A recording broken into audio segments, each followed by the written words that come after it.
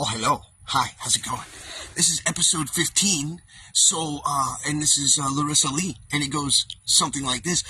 Good morning, good afternoon, good night. I hope that you're doing well, and I hope that wherever you are is doing good for you. My friends, it is me, it is Paul Carpenter, and we are here today.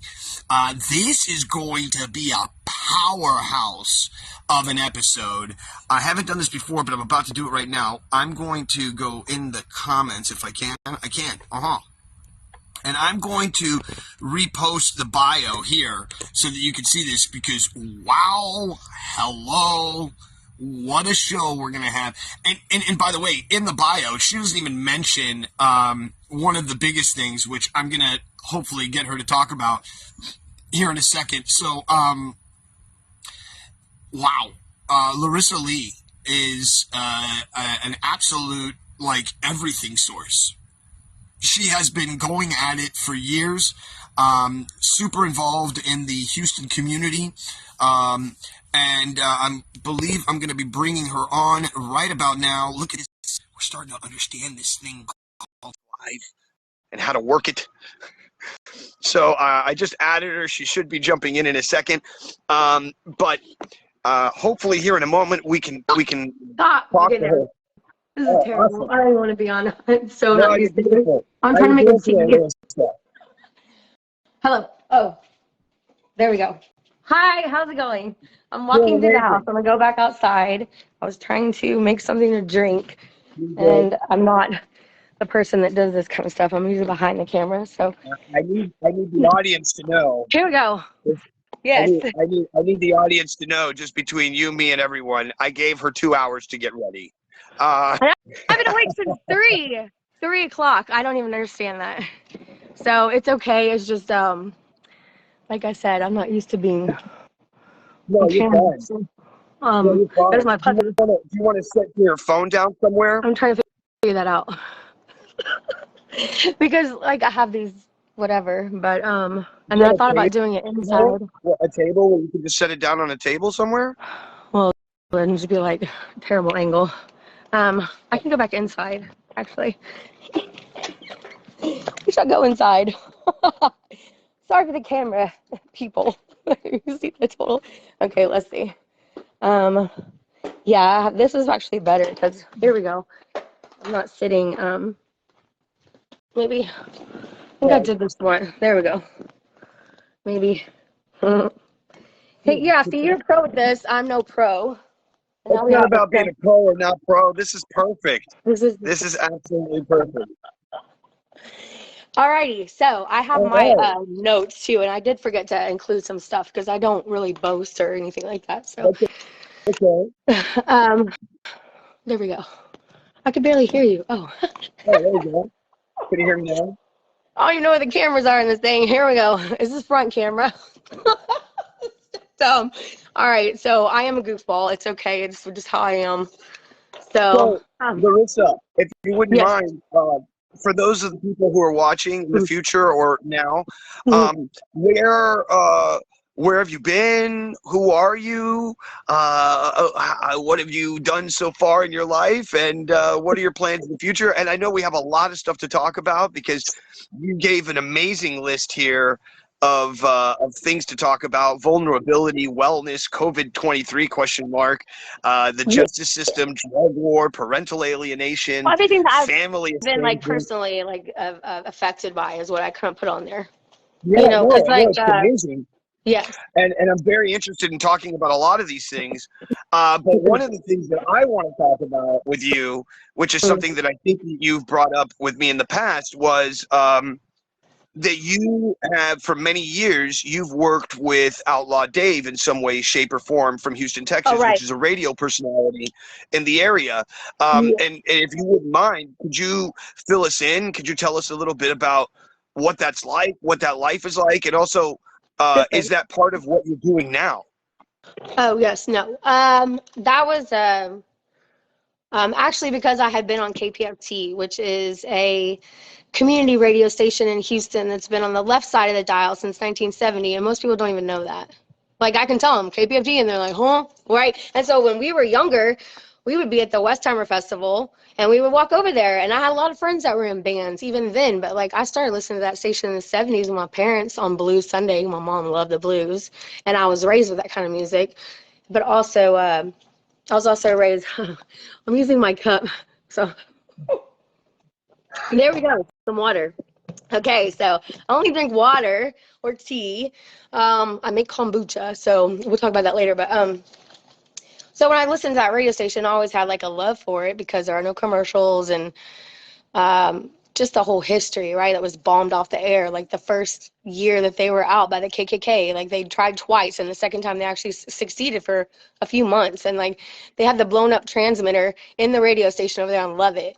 Now, Lovett was also where KLOL used to be back in the day. So, and that's the station that Outlaw Dave was on, was KLOL. And I grew up listening to that. I listened to him on the radio. My parents loved that station. Yeah. We had all the stickers. Okay. We had all the stickers all in the garage, the silver guy, the runaway radio, all that stuff. And I'm like, okay, cool, right? Right. So, because my parents were total hippies. Okay. Like my dad was probably more of the rocker guy. Like he rode motorcycle. Like he even like acted like he was broke down on his motorcycle when my mom on her way home to ask her out on a date. And he had like fire red hair, big pork chops, like, and she was this good little Catholic school girl, like played tennis and band, and like, you know, they were opposites attract, totally, okay? But she wanted that bad boy thing. I get it. I've had my share.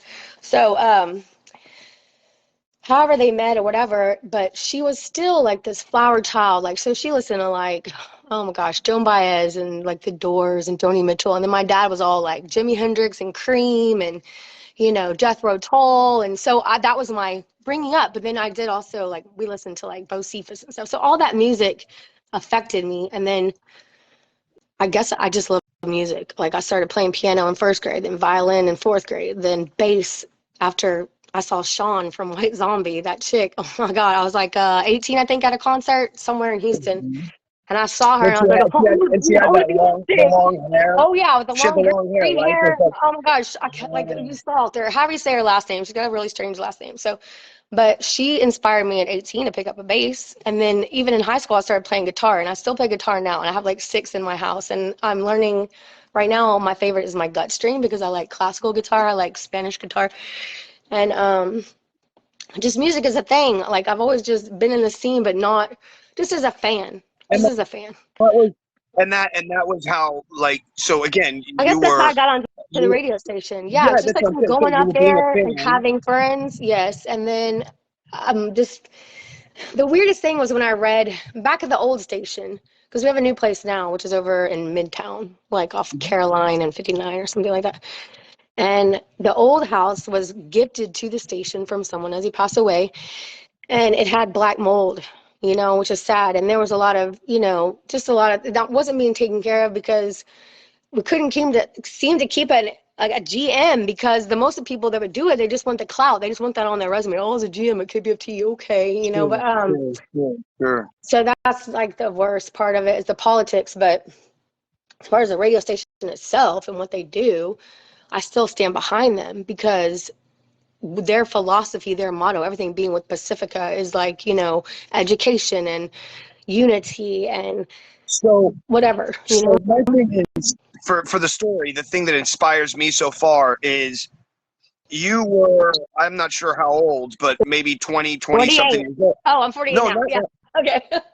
Right. But I was. You don't look at it all. You don't look at it all. I was going to say mid 30s at the most. No, I do, because I love the sun, and I was like used to baking the sun. So my question is, like, you didn't have any particular school studies or anything like that would be towards radio or being in radio. So you just knew some people, you hung out, you were a fan, and slowly you were able to work your way into getting some kind of work. My question is, what was that what was that first bit of stuff? Because there might be people in the future who are listening to this. I want to know how to do it, of course. Okay, so for me, they might be like, hey man, I've always wanted to do on radio.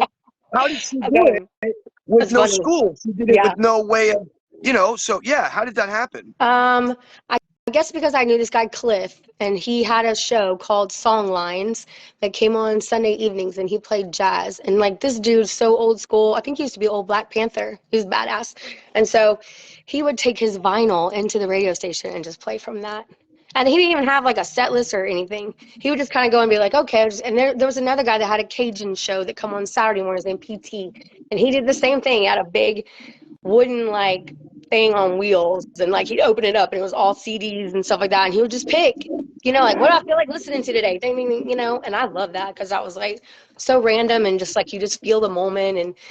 But like the guys on the show now, they have it all planned out, They're very methodical about it. Of course. Now because of all the corporate, like this, that, the other, and how much time this has to have, and this much person, and blah, blah, blah, all of it. Yeah. And this person's paying us this much money per minute, so we have to talk about them for the next whatever amount. That's like regular radio, okay? That's the thing about KPFT that is not, okay? So as a community radio, yes, we have a thing called Copyright Confessor. It's like a little computer, so as soon as you play anything, even it's a little blurb on your promo, that person's going to get their 3, 4, 5, 6 cents or whatever per song, which is fine. It should be, okay? And so it makes it difficult when, like, for me, I've got this new deal going with Frequency, which is my friend Hank Lamb, and he's had a prison show on KPFT for like 30 years, and he also had this show called Electro Love. Well, now he's up at this, he started a whole new station called Frequency Radio or something like that. Okay. He just told me about it like 2 or 3 days ago, and he said, send him a promo, like send him like a little sample of what I want to do, and he wants me to play like 2-3 hour show every week. I'm fine with that, just playing music, but it has to be national. I can't do the local, which is, I'm going to do that on KPFT. So when I had that, I met Cliff, and then I met Freddie, who was his little sound engineer helper, because everyone has a helper up there that like answers the phone, or because like as a DJ, you're so like busy, like there's so much to do and stuff like that. Like I'm so dehydrated. It's like, if people don't recognize, they think it's just like push a button and get on the mic. They don't. They think it's just like. Because in a general radio station, when they like someone says, oh, I want to hear Nirvana, well, they have like the top 5 songs by Nirvana. That's why you hear the same thing, because that DJ don't care for the most part what they're playing. They're just there for the money. Like you're on iHeartRadio or Clear Channel or whatever that whole group is, like those guys are just there for the paycheck. And they're like, okay, they get a request, sure, but like they're not really playing anything new and different, so they'll kill a song because they'll play it up. That's the only song you ever hear, and you're like, really, this artist has so many good songs, and this is all you play. So when we do on our show is like what I was doing with All Day Music. When I had a set, I would, if I did play like a national artist, it was something that was obscure and that you didn't know, or something that I really liked that you didn't know. So that's what happened. I met Freddie, and then he would like, we started talking and stuff, and he was like, well, I'm going to have my own show, All Day Music. Can you come and like be like a guest? And I said, okay. So I was a guest on his show, and this was like, I think it started in 2019 is when that show started, where I actually started being a part of them. And then I would do, and they're like 20 years older than me, both him and Rick, and that's his other co-host. So wait, Laryssa, hold on. Yeah. You went from, if I'm correct from the story so far, you went from just being a fangirl that was just hanging out and meeting the people over and over again. No, it's super cool. This is super cool. And fangirl, yes, like, exactly. That's exactly what I was. I was up there seeing my buddy. Yeah. That's what happened. I was just seeing my buddy. In this world, and you were like, yo, I really want to know more. And then they were like, one day the guy was like, yo, I'm about to get my own show, and I need somebody who helps out.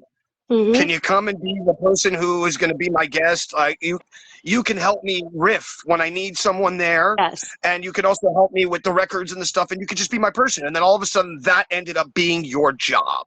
Yeah, because I started out as a sound engineer on his show. And that was so interesting to me because like it was just all this big crazy board. Yeah.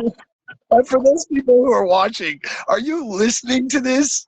Like that is like I just became a sound engineer. Like how? Well, like, because somebody just showed you the button. I'm smart. But that's the thing. Like I've gone to school for many different things, and I've always been interested in many different things. I actually wanted to be a journalist at one point in my life. I do like to write and speak, and can communicate really well, I suppose. I think that probably my mom helped me too, because when I was younger, I'd be reading something and I'd be like, Mom, what's this word mean? She's like, oh, no, go look it up. And so I had this Webster Collegiate Dictionary that was like this big, and it was my best friend growing up because I had to go look up the word and how to use it in a sentence. Thanks, Mom.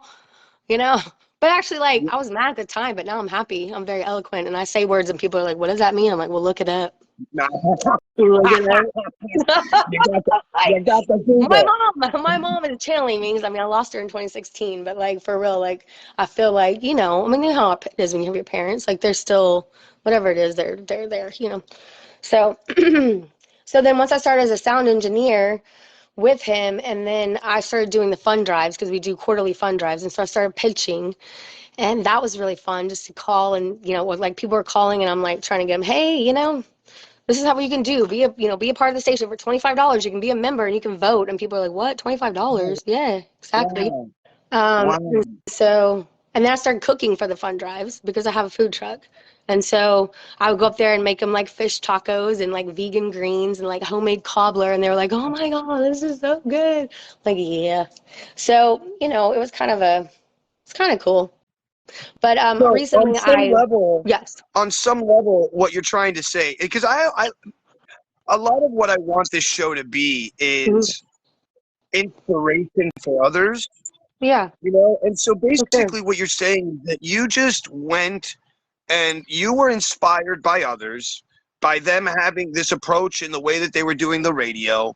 That got you like sprung, and you were like, what can I do? And in the meantime, you were also learning certain skills and different skill sets, maybe had nothing to do with radio, had nothing to do with this idea. Right. And then all of a sudden, just by being in the right place at the right time with the right people, Timing. and just connecting and vibing with them, Yeah. you were put into a place where you were like taught how to do a certain thing, and that only elevated you more.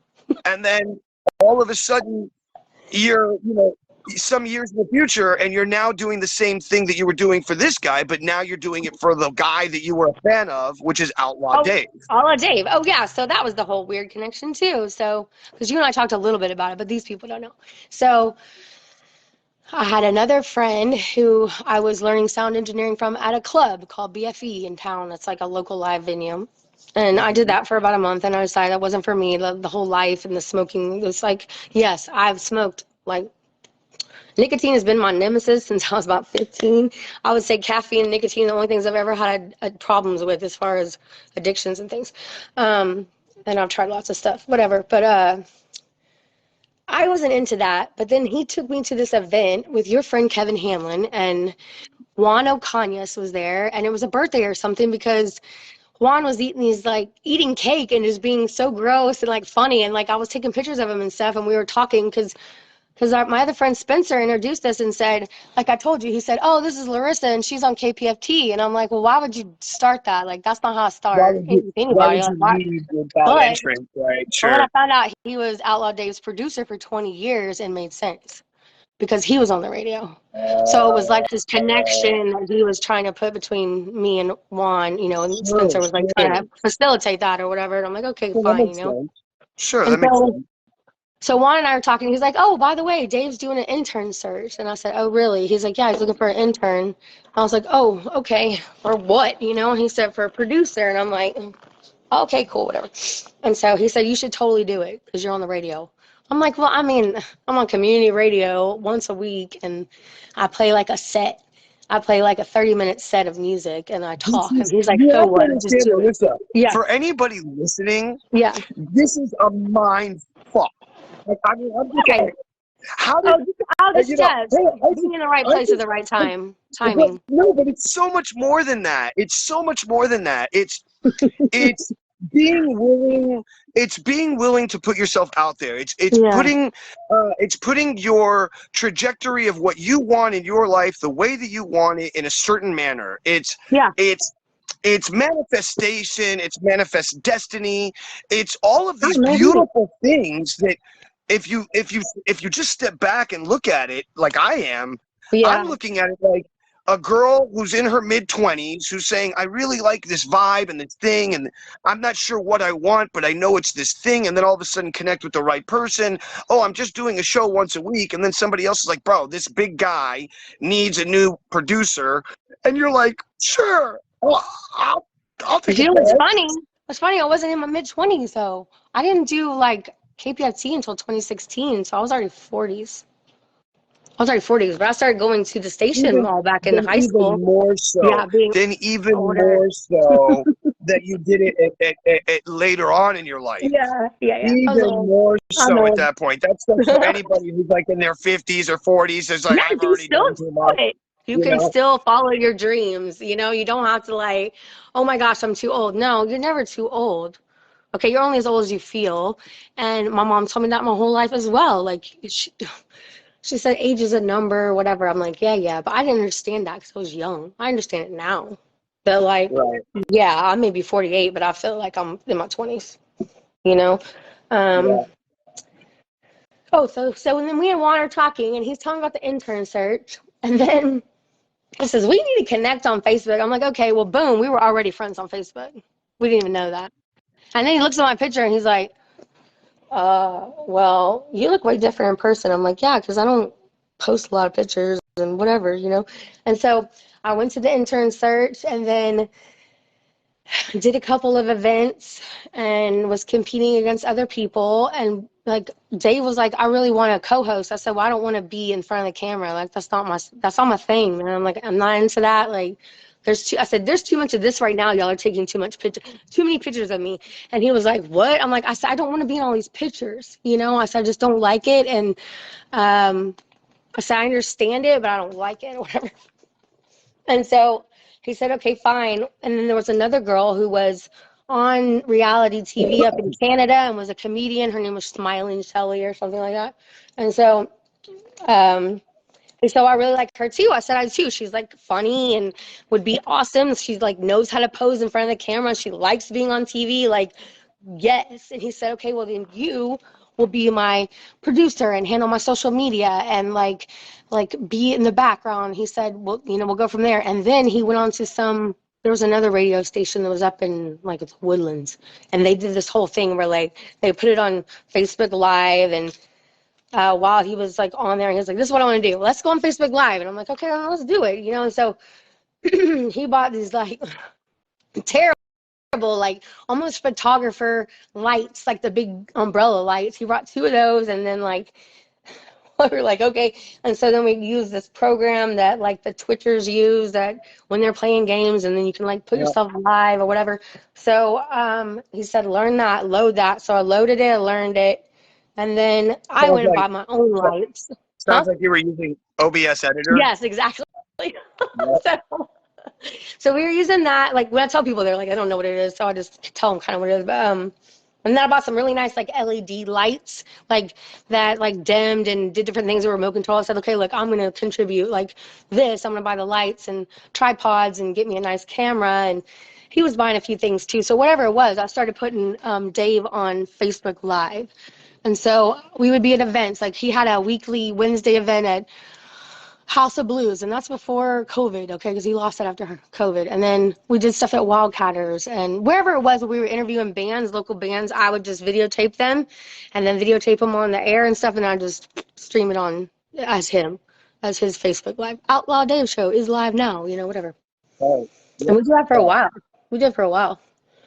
We did it from like the Lone Star Rally, because he's affiliated with Mark Gray, the guy at Lone Star Rally, and they were starting this biker rally TV, BRTV, and they wanted to go to all the biker rallies, which I was so excited about going to Sturgis because never been, and then the one in Daytona, and then and then there's another one that they're affiliated with, John, who has it up at, it's the Bombshell Rally up at Southern Star Brewery in Conroe. So he said, Mark Gray, Mr. Mark Gray was like, Laryssa, would you like to be executive producer? And I'm like, huh?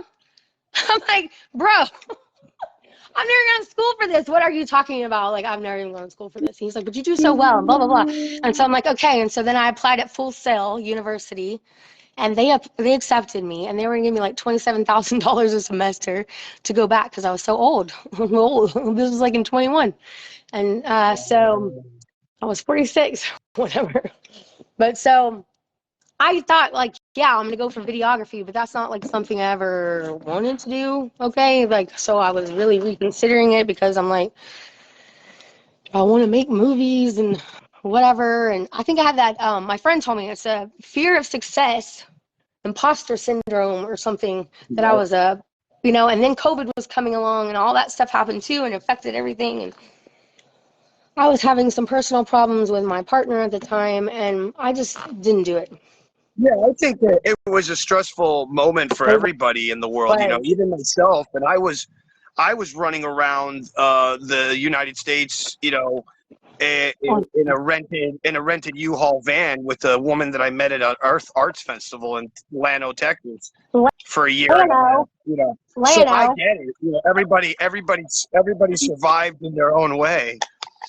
I was gonna move to Lano. I was gonna move there. I have some friends from there, and I like the hill country, and I like it because it's like small town, country town. That's funny. Yeah. I mean, listen, the Lano Earth Arts Festival is one of the most amazing festivals I've ever been to. Festival? It's called the Lano Earth Arts Festival. Lano Earth. Oh, I haven't. Yeah, it's so beautiful. So I guess really my question. Oh, I have a question. Could you turn down your microphone? I don't know if you can. If you can, but it's a bit loud on your end. Yeah, it's just a bit loud. I don't know if you can. If you can't, I understand, but no big deal. No, there should be a. Hold on. I see a mic button. But either way, so you. Yeah, because I get like you're muffled. When I hear you, you're muffled. Oh, that's weird. So my question is, at the end of it, how many years did you end up working for Outlaw Dave? From 2019. I don't know how to get this out of here. Anyway, I worked there for him from 2019 until 2021. Yeah, because all that stuff was happening in 2021. I just had like crazy stuff going on. Was living in a haunted house. I rented this house. It was built in 1920, and it was like I had to get it blessed like four times, and I really think it was like a portal or something. Like I had to leave. Whoa! It was like a lot for real, of crazy stuff. Some real crazy stuff happening there. Oh, crazy. I was like tripped going up the stairs twice. I don't trip going up the stairs. I may trip coming down, but not going up. And there were like handprints on the windows and whatever it was. Like whenever the priest came over, we walked the whole property and everything, and like he opened the attic, and he said like 6 or 7 people came out, and like you could look in the backyard. I had like a half acre, and you could look in the backyard, and it was like this veil of the black, like all of you couldn't even see the fence. And then whenever we did this thing with him and this other little priestess that was whatever, she was indigenous and stuff, and the priest was he was a Hugon from New Orleans. So whatever all 4 of us did, we released it, and like we just released their souls, and like you could just see like it like went away, and then you could see the back, and I was like, oh, okay, cool, everybody's gone. He's like, no. And so he had to come back because there was more people. There were people that were like sacrificed there. There were supposedly dead bodies in that backyard. I don't even know. Like, I was like, whoa, dude. And I was like, And then the one guy that supposedly kept tripping me or something was like some man who, I guess no one he didn't have any kind of funeral, or no one showed any kind of any remembrance or anything once he passed. And so like he was so pissed off and he wouldn't move on. And so I had to like make him a plate of food and tell him like, look, I see you, and like I know whatever, just please move on, follow the light, go wherever you're supposed to go, but this is not where you want to be, okay? And I did all this weird stuff that I never did before, and that was like weird to me because I mean I was raised, first of all, I was Christian Catholic as a baby because my family was Catholic, and then I would go to church with my grandmother, and all I remember is stand up, sit down, kneel, because they were speaking Latin back then. And then I stopped going to church because I said, but I was in a Baptist school because my mom put me in Baptist school after Montessori. And so I was in Baptist school for elementary, and I started going to church with my neighbors. And so I told my mom, I said, look, it's going to be my decision. I'm going to get baptized. And so I got baptized in 5th grade at First Baptist Church in Houston. And then that was the only thing that like helped me during middle school and probably the first part of high school because my parents were very volatile. So, and I'm an only child. So I was always around adults, and seeing that was was like, ugh. And so I hung out with my grandmother a lot in the Garden Oaks. So I was at my grandmother's like every weekend. And she's the one that my name Judah comes from. So her maiden name was Judah. And she was a little Jew, even though she wasn't practicing, because her grandparents, when they came over from Germany, they converted from Judaism, whatever, being Jewish to Methodist for some reason. I think because they didn't want to be Jewish in America, or I don't really know. I don't Sure, really know why sure. they converted. I don't know why they converted. There was a lot of Jews that left Israel, during the dispersia prior Mm-hmm. to 47 and 67 when Israel reforms. And Maybe. so, and a lot of Jews, specifically here in the United States, when they were coming across and they were coming into New York and they were coming into different ports, their names would either get changed for them or they would change their name in some way. And they did this because they didn't want to be recognized as Jews, because Mm-hmm. coming into the country as a Jew was almost a death sentence in some way, because you weren't given the opportunity for work. Even though the Italians, the Irish, the Asians, all the people that came in ended up being in some form of sclavitude at one point or another within the United States, right? So there were, Right. there were people in the that were Asians that were slaves that were being, climbed up on ropes and they were putting in dynamite, and if they didn't get down fast enough, they were dying. So, Whoa. and Whoa. Okay. there's Well, that makes hundreds and sense hundreds then. of I stories mean, of that. Yeah. yeah, that makes sense because I've always wondered about that, and like I haven't heard the whole story. And I I mean, mean, they're not. we also have the Japanese concentration camps that we had here in the United States. I think they were Japanese, and this is all different eras of the United States, at different times of fear and different types of propaganda and different types of things that are going on Mm-hmm. in the bubbling of something that had never happened before, really, on planet Earth. Like the idea of the United States was, and it still is, on some level, even though you'll hear people go, oh, well, there's other countries that are free, and this country's free, and that country's free, and this. Yeah. Yes, in essence, those countries are free, but there is nothing like the idea of America. Just Mm-hmm. the idea of America, the Yeah. idea that Why you they can come here? come from another, like, look, the guy who started Uber, that's like a mind screw, blah, blah, blah, blah, because the guy's from another country, has no money, $400, $500 in his pocket, comes to the United States, creates Uber, and 6 months later is a multi-billionaire. I Like, haven't it's an watched that. absolute, Yeah, I haven't watched his like, bio. of a story. So it's like that couldn't happen in any other country, period. None say more. And so that's, I don't know where she went. She ran away from that conversation. I don't like you. Let me see if I can get her back. I'll invite her here. See if it'll let me. There, I think that's her again. I'll add her in. But yeah, it's a crazy thing.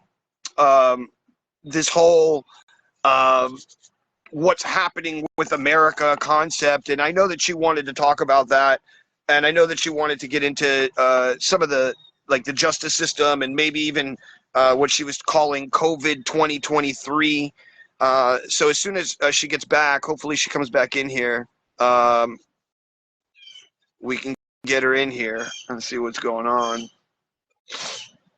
Not sure what happened, but it's saying it wants to add you, but it's saying you don't have a camera set up like you did a moment ago. I'm not sure what's going on. Maybe your phone died or something. I'm sure that's probably what happened. And it was such a good episode. We were having such a good a good swing. And nonetheless, from the point from where we were, I really do believe that there's a lot of weird energy, if you will, that's that's happening. Yeah, try it. That's fine, Laryssa, no problem. I know you're trying to get back in. There's a lot of those issues and problems, and a lot of people, I've seen some really pretty interesting documentaries where it shows how those who were in communism understood that communism came from socialism, and understood that you could manipulate a democracy, if you will, with socialistic ideas to move that country into a state of upheaval, somewhat like the one that you're seeing now. And so the idea is to push that agenda. Now, parts of that agenda are actually quite relevant and understandable, where we want the idea of having everyone having their own ideas and having their own ability to speak. But if you think about it in general, that's why we have the First Amendment and the Second Amendment. I'm going to jump you in here. We'll try and get you back on. Laryssa, it says I can't add you. It said I could a second ago, and now it's saying I can't. This is super weird. Let me see. I'll try. It says this person was able to join because of technical issues. Yeah, I don't know what's going on. My best answer at this point is that you go back to whatever you were using a moment ago, and if it's dead, then just plug it in, and we'll keep rolling here for a moment. And you know, I know it's weird. It's you've been shadow banned from the Facebook world. Yeah, it literally when you first came in, it has like a little camera, and it shows me that I can click on you, and it allows me to click you on and jump you in. And then right after there you are again. You're in now. Let me see. I can grab you. Here we go. I'll add you in. And Laryssa, Scooby-Doo boop boop boop. Some magical things happening. It says you're adding. And I think it'll be coming in here in a second. And then maybe we can get into the idea of this. Well, there you are again. We'll try it one more time.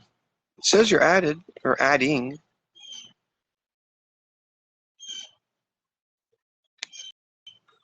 Let me try it one more time here, Laryssa. I'll send you another one. Just sent you a new. There we go. Okay. Yeah. Okay, so this is not this is my ex's phone, and so I'm like, I had to give permission or something to use a camera. So Right, of course, no problem. good.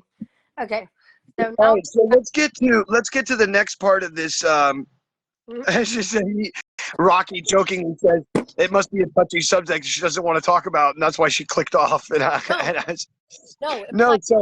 let's get into. Yeah, no, let's get into what we were talking about just a moment ago, because it starts getting into some really cool subjects, like some of the stuff that you wanted to talk about, which was COVID 2023, and we might like blow up into some conspiracy theories and all that, and that's fine. I don't care. I like this to go in any direction whatsoever. So, so basically, yeah, what are your feelings about that? The idea of what's happening right now with people and how we're getting kind of pushed into this new direction, forced vaccines, all this concept, and you're saying that you believe that there's a new COVID 2023 coming, or something to that effect. I believe it. Oh, okay. No, okay, fine. It's fine. I think it's a conspiracy theory or whatever on the part of whomever. I don't know if there is another variant or whatever, because someone sent me, it was some video, and it was basically some movies coming out, and it was like really scary because everyone was wearing like an armband if they were vaccinated, and it had a number on it. And then those that were not vaccinated were being forced into camps. Okay, like to me, it reminds me of concentration camps. And I'm like, oh, no. I'm like, I know I'm not Jewish, but from what I understand, they're calling them work camps, and they're based on the ideology of the 13th Amendment. Based on what? So it's based on the ideology of the 13th Amendment. And so the 13th Amendment states that you are free in this country until you break a law. And then once you break a law, you are considered a slave in this country. So we still have slavery, but it's only after you commit a crime and that you have been judged by your peers. So at that point, you are then a slave again. And then, so basically, what they're saying that is in a time of war or in a time of mass uh, implementation of all these things, masks and mandates and all these things, that if you were to break those mandates, quote unquote, rules, that in essence you're then affecting the whole. Yeah. And so in turn they would take you and put you into a work camp, is what they're calling them. But that's the same thing they called the things that we talked about earlier with the Japanese. They were calling them, internment camps. So look, I have a little message here. It says pirate radio podcast, I mateys, hashtag COVID-20 coming soon to a location near you. Listening now, looking forward to connecting in a few hours. CLGSWPRPN. And then it has a website for show and schedules. I believe what that means is that I'm going to be on pirate radio podcasts here very soon. I believe I'm going to be on in a minute. I'm a pirate. Yeah, right.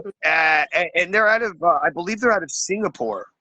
And they found me somehow on the internet, and the guy's name is Jaffe Ryder.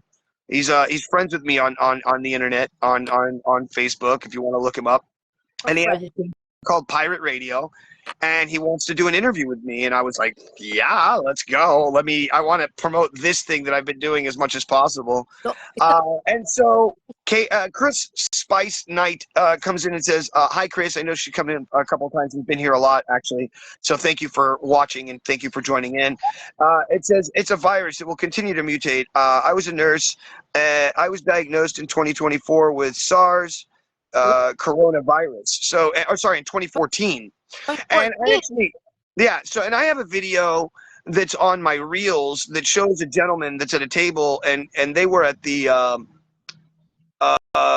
they were at some kind of convention of some sort of diseases, and he says that there's patents and ideology for the COVID since 1960 something. Like, it was already known and well documented, and then it started being mutated and messed with after that. Of course. So we're talking about a 50-year process, to get to where we are today. Yeah. I'm not skeptical of any. I'm not going to. Oh my God, no! I'm not going to be that person, because I know that it was this whatever that came out, COVID-20, whatever, 19. Whatever. I don't know. The numbers keep changing, and like, for real, to me, it's just so. Ugh. Okay, so. And I've mentioned before. I refuse.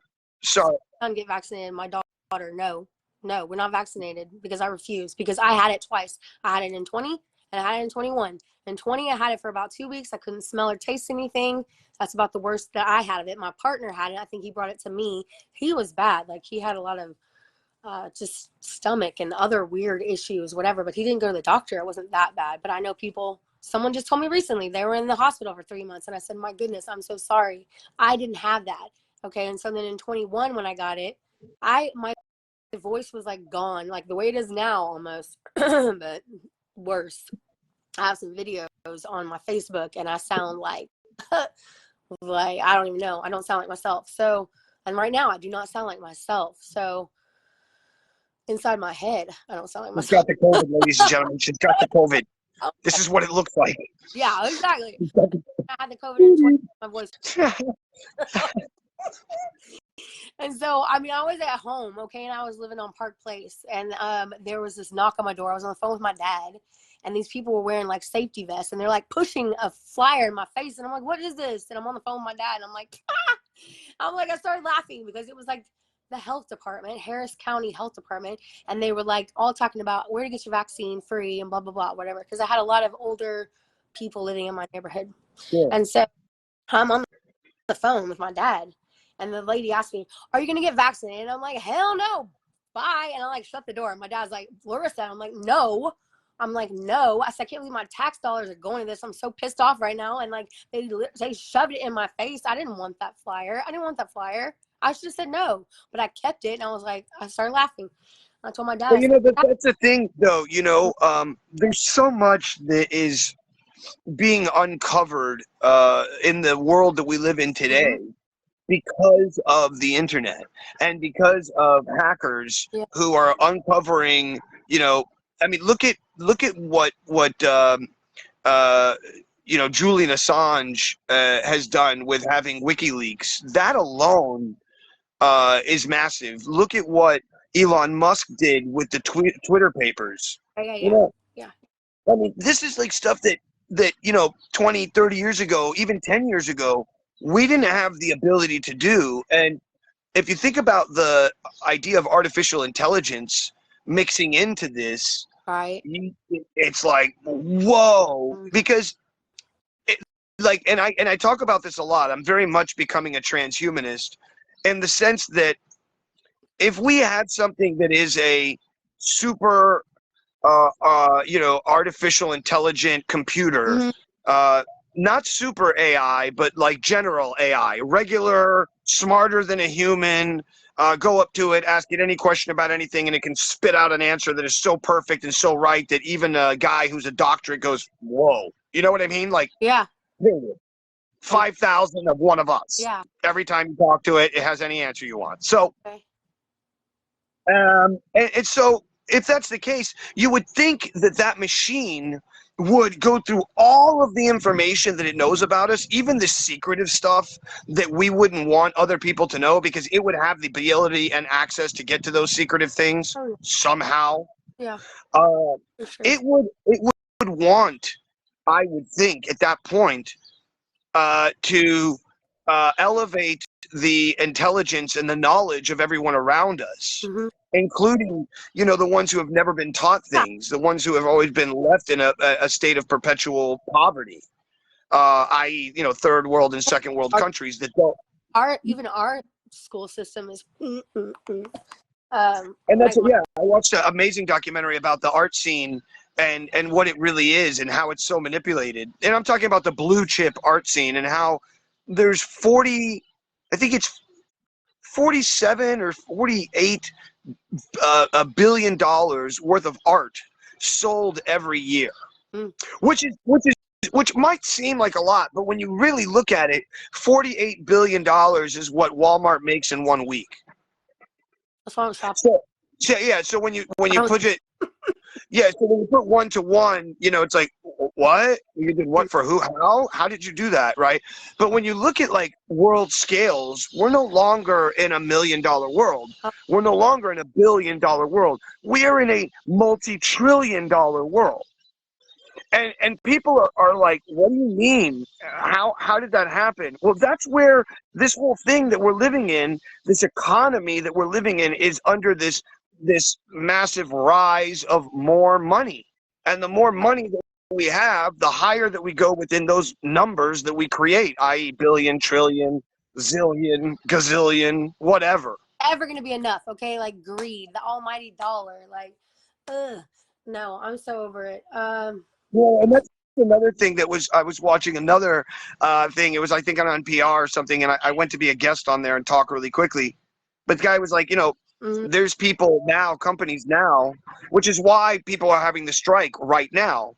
The writers union and also the automotive union, they're both having a strike at the same time right now because the automotive industry's made 35% more than they've made any other year prior. And, and the same with the movie industry. They're making stupid amounts of money. And it's off the backs of these people who at one point in time, they were able to have that be a career. And not need to have 2 and 3 jobs or even have that as their almost side job. And then they work at Starbucks still because they have to. They have no choice, right? That's not the way it was supposed to be. And all these people are saying is like, yo, you're making so much money.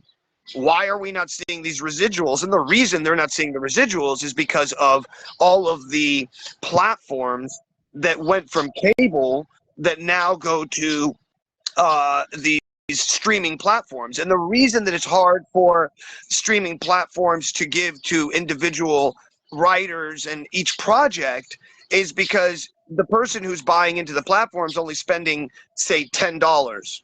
So let's say that based on their EBITDA, all of the money that they have to spend per year, their taxes, all of their shareholders, everything that they would have to worry about. Let's say that's 60% of that $9.99 that people are paying. Let's say the base level of that money, right?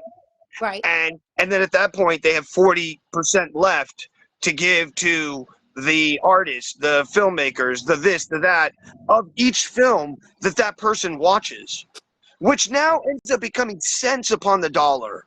And then you're divvying out little pennies everywhere. Mm-hmm. And granted, when you look at it on a mass scale, it's not pennies anymore. It becomes mass dollars, but they don't do that. What they do is they just go and buy outright the product.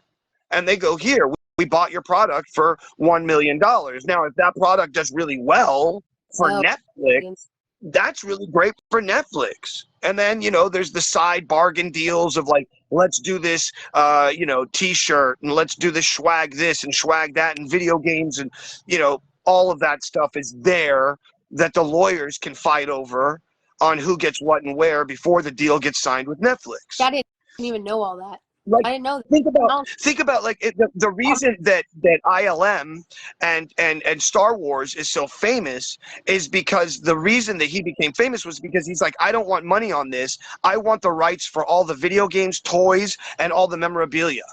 So George Lucas became famous and rich because he was able to sell the idea of memorabilia. He saw the future, and he understood that the things that he was making were going to be wanted in the future.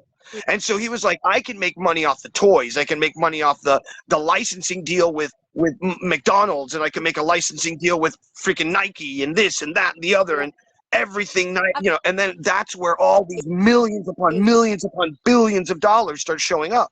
And then there's the secondary source of things where money starts to appear, which is traders and people who are then, making full-on companies, measuring how good of a card is. For instance, in the Pokemon world, there's 2 different or 3 different companies that will measure how good your card is and give you a rating to make it more valuable. Right. And that goes into the idea of what we were talking about moments ago with the art scene and how it's so manipulated financially by people buying a certain brand name, i.e. Andy Warhol, and then running around to every and any,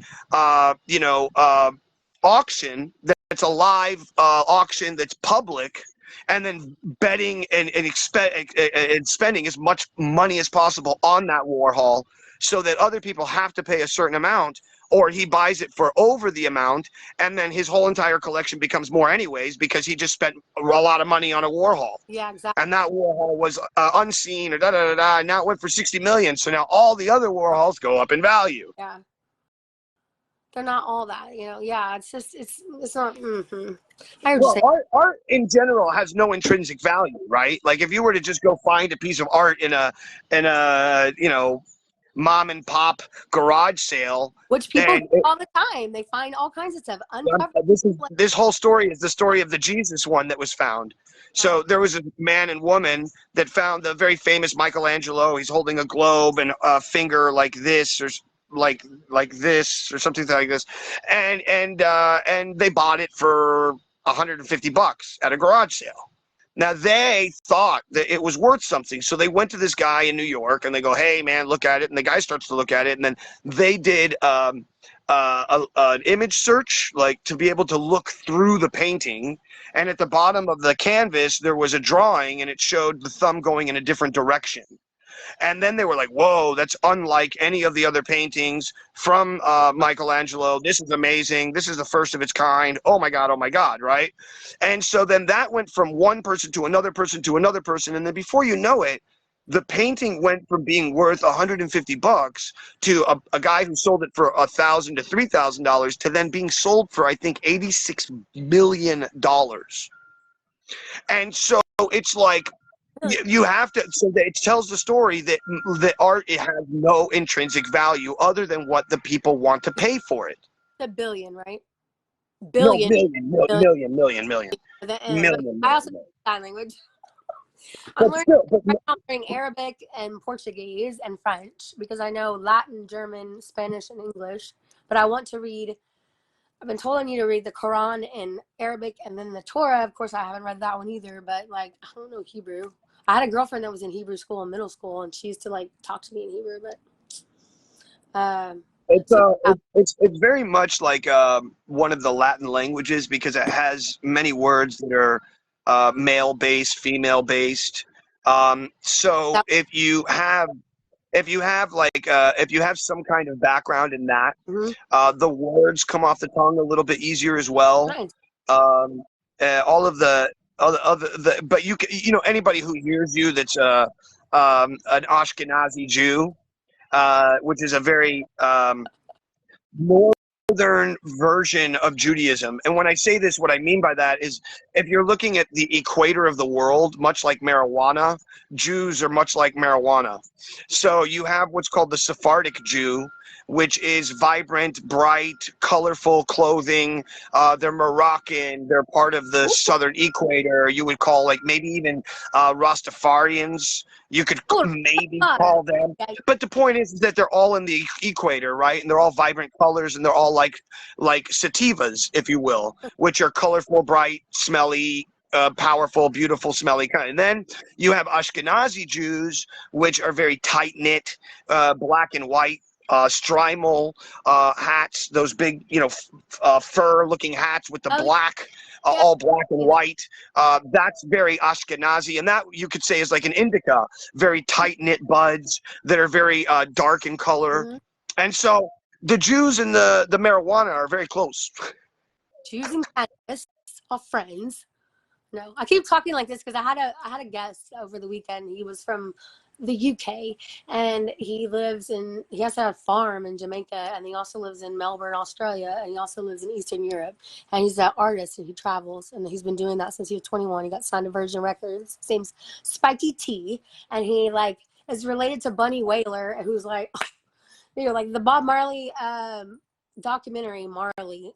Bunny was my favorite dude because he was the one that was in white, wore the crazy glasses, and was like wearing the white like combat boots and stomping, like when he was like talking about how to do the beat, and like his shoes flapping. I'm like, right? And like Spikey told me that because he was like, dude, because I told him like, Bunny, you could wear some like put your shoe. I was like, you should just put some like duct tape around it. It would have been fine, Me and my girlfriends all combat boots. Back in the day, we used to go get these East German combat boots from this place called Timeless Taffeta. It was across from Dream Merchant on Westheimer in Houston, and like we would wear them.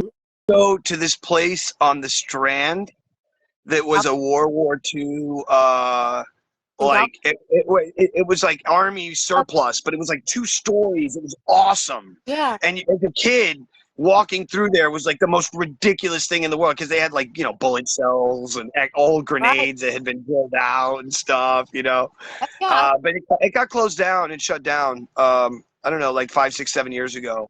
It was on the Strand in Galveston. Yeah, if you ask anybody in Houston, they'll remember it. Like old school folk will totally remember that place. It was super well known. It was because we used to go to Galveston a lot, like stay in the Galvez. My grandma liked staying there in the San Luis back in the day. And I always liked the Galvez because you could swim under on the pool right outside. And I remember we went to some place down there. That must have been it because my grandmother wanted a camo shirt and I wanted to see the box. And for sure, that's where you went. I was collecting them, but that had to have been it. It was big. And I don't know. Look, Laryssa, let's kind of get back to where we were because we've gone all over the place, and that's okay. It's part of what I want this to be, so that it's like a free flow, real conversation. Yeah. But let's get back to some of the stuff we were talking about. One of the things that you mentioned was you wanted to talk about kind of like the justice system and like and the drug war and that leads back to what we were talking about moments ago, which is COVID vaccines and this forced ideology and all of these things that are prime on the mind of everyone in our world right now. Sure. Even though we might act as though I'm doing this with my life or I'm doing this, even the wealthy are thinking about what are we going to do when the poopy hits the fan, and it feels as though that could happen at any moment. I'm afraid. But let me read some of the comments that are here. Yes, please. Rocky Bloodworth, thank you so much for watching, Rocky. He says we are the virus, not very symbiotic, more like parasites. And I couldn't agree with him more. It's also a quote that comes from Joe Rogan in the documentary DMT, the Spirit Molecule, which is at the beginning of the documentary. I believe he's in the back of his limo and he's talking about this. And he says, you know, if you look at the Earth from a plane, anywhere that humans are, it looks like gray and black smoke. And anywhere humans don't live, it looks like it's green and beautiful. And it's like, whoa, you know, that's so real because and it's so true. You know, we are the virus. We are the parasite of our own. If you were to like everything in this world that we live within is under this what is called the Feinberg constant, which is 4.699, right? And if anybody wants to watch this amazingly ridiculous documentary, it's 30 minutes long. It comes from Veritasium, the YouTube channel. Look up on Google. This number will change the way you look at the world. Veritasium, and it pops up this video, and he talks about this thing called the Feinberg constant. And what it says is that within our system, anything that has a dualistic system, a high and a down, like a parabolic curve, which we live within, obviously, because we live within a duality, right? And there is obviously a middle, a beginning and an end for our life. Yes. There's this thing called the Feinberg constant, which says that no matter how deep you look into something and no matter how far away you look from something, there is this absolute space of time and numbers, if you will, which ends up being 4.699, which means it repeats itself at that point in time. And so, in essence, you know, we're living within a fractal of a fractal of this awesome fractal, like bioelectrical, engineered, systemic, sociological, spiritual, energetic moment of this thing that we're getting to be inside of, you know? Right. So on some level, it's really cool that it's your face. Yeah. On some level, though, it's really cool because when you break it down to the smaller levels of things, you find that Feinberg constant there again, that level of wanting to find law and order within the chaos of the numbers. Right. And there's always that law and order that ends up becoming, whether it's nature's law and order or man's ethical law and order that changes throughout time and history. You know, I mentioned this a lot where, like, you know, back in, you know, I don't know, Roman times, it's cool to throw away a kid who is mentally or physically handicapped because we can't handle it. Whereas if you think about that today, that's a travesty upon life, right? And then we can go down the rabbit hole of how far down do we want to go on what life is and when it's a travesty to even be the aggressor towards life in some way, shape, or form, i.e. to take it away or to create it or to allow the creation or not allow the creation.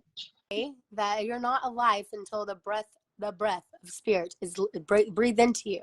Okay, like I've read that. And I've heard people talk about I've heard that too. It comes in it's from the Torah, and I totally understand what you're saying. I've also heard the argument that at like 16 days or 16 weeks there's a heartbeat. So you know, and so you know, it's once again, that's one of those things that we could go down that rabbit hole as far as we want to go. But what we're looking back at the end is this Feinberg constant, this wanting to find a rules and regulations within what seemingly looks like numbers that are chaotic and go absolutely in every direction, when in reality, it's not like that at all. I'm all about numerology. I've been in numerology for a very long time. I'm a math nerd, always have been.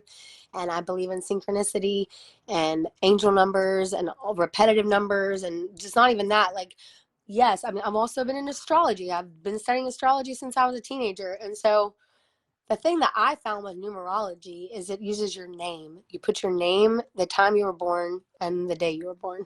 And then it like basically gives you like a life path and a destiny number and all this stuff. And like, yeah, that stuff is for real. Because when I did, whoa, Okay. And so I had a lot of fear when I did that, because I actually did that back in 20 or 21 or 19. One of them years I actually found out what I was truly supposed to do. And boy, I'm gonna tell you, I got scared a little bit. I got scared because I was like worried if I could do it and I'd be okay. So what you're saying is that you were 20, 21 years old when you read your life, quote unquote, chart. Oh, no. No, it was just recently in the year 2021 that you read this life chart, and after all these years, I'm not going to say your age, but you're 40 something years old, and at this point in your life, you've been triggered in some way, shape, or form by this this message that came to you through actually through the. now it was 2019, and that's when I had my first of my 3 traumatic brain injuries that I've had in the past since 2019. I've had 3 traumatic brain injuries. Yeah. So 2019 was it was the altercation with my son. He was 16. And like, this is what I was saying about the vulnerability. Like, I'm not going to sit here and lie, or I don't lie anyway. I can't even lie. When I lie, like, you can see it in my eyes. Like, everybody's always told me, I know you're lying. My mom and dad would always say that. So I was just like, I'm not lying. I'm not lying. And so 2019, I had got my son back, and that's why I had talked about parental alienation, because I had problems with my ex-husband in custody, like, for years. And like, my kids were taken from me in 2012 from a false affidavit, and then I didn't go to court because we'd already modified our custody like 3 or 4 times, and I was so done with lawyers. And that was really the only way my ex-husband could hurt me, was to, in my pocketbook and through my children. And so I know that happened to me, so I can help other people, because I have met so many people that are estranged or alienated from their kids. And like, for the longest time, when people found out I had that, they're like, what did you do? Like, nothing. I just didn't go to court. And I have a vindictive ex-husband who, so whatever. But yeah, so me and my son got into it. He hadn't been living with me. He got kicked out. I took him in, and his dad didn't tell me anything about his problems, his behavior problems, his drug problems, nothing. And so I had him in my house, and I was trying to, talk to him about him not doing his school and smoking a bong out the window, and the neighbors saw it. And I'm like, bro, like, no. I mean, like, we're renting, and if the landlord finds out, no. He didn't like it. So I ended up, he threw me against the wall, and I was bleeding out the back of my head. And I was so messed up for like months. I couldn't even like think of words, and which is so weird for me. My partner was just like, what is wrong with you? I'm like, I don't know. And so I was going to go to a neurologist, but I didn't, because it started getting better after about 4 months or something. I could actually like remember words and stuff.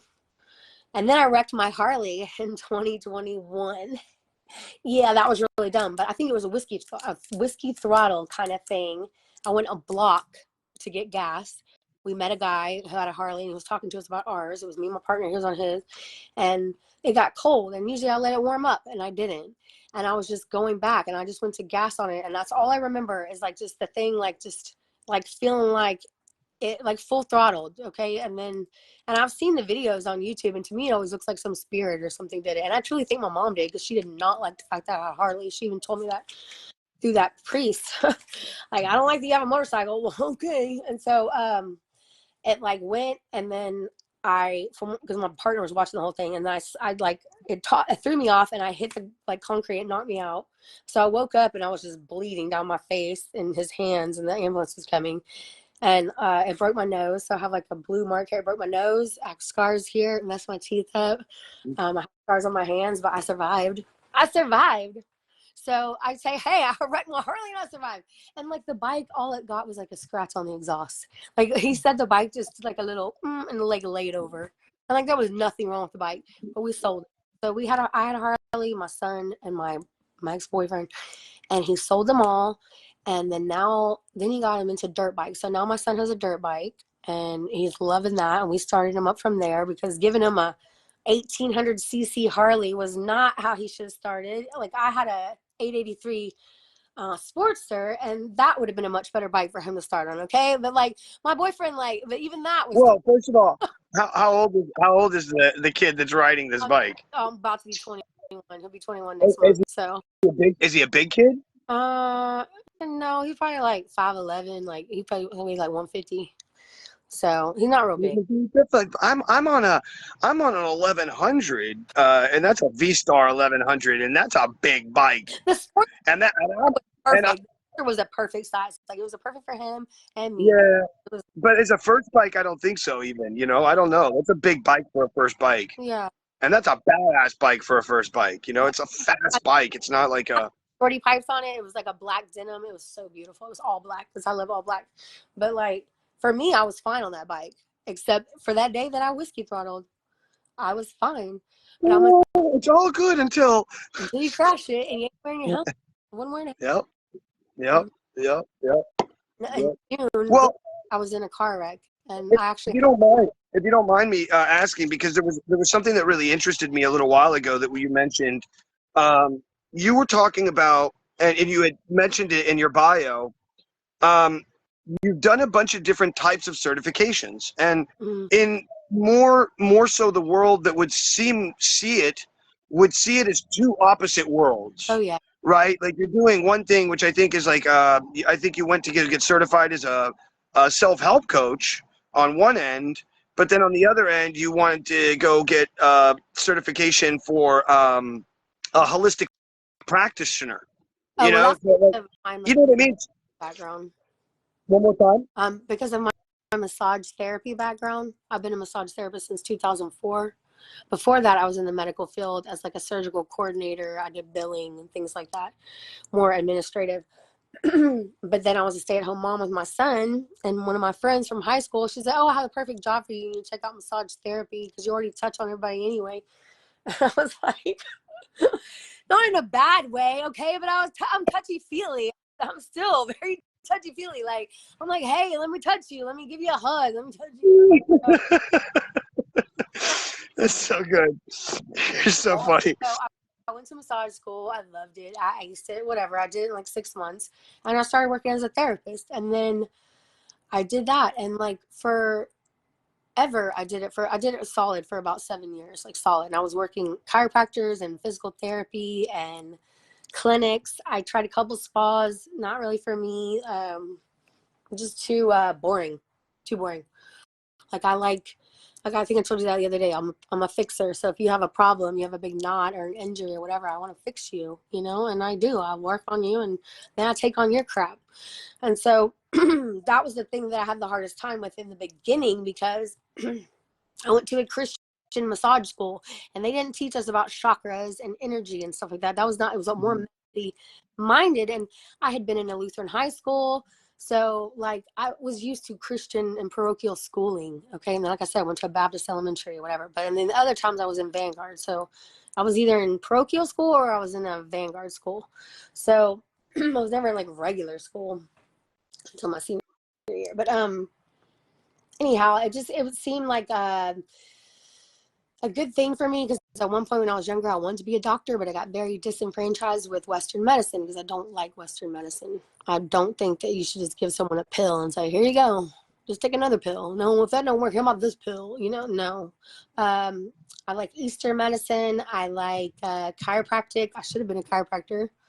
Or naturopath, like something like that. But I didn't really think about that or know about it until I was in my 30s, and so at that point, like, man, I don't want to go to school for 10 years.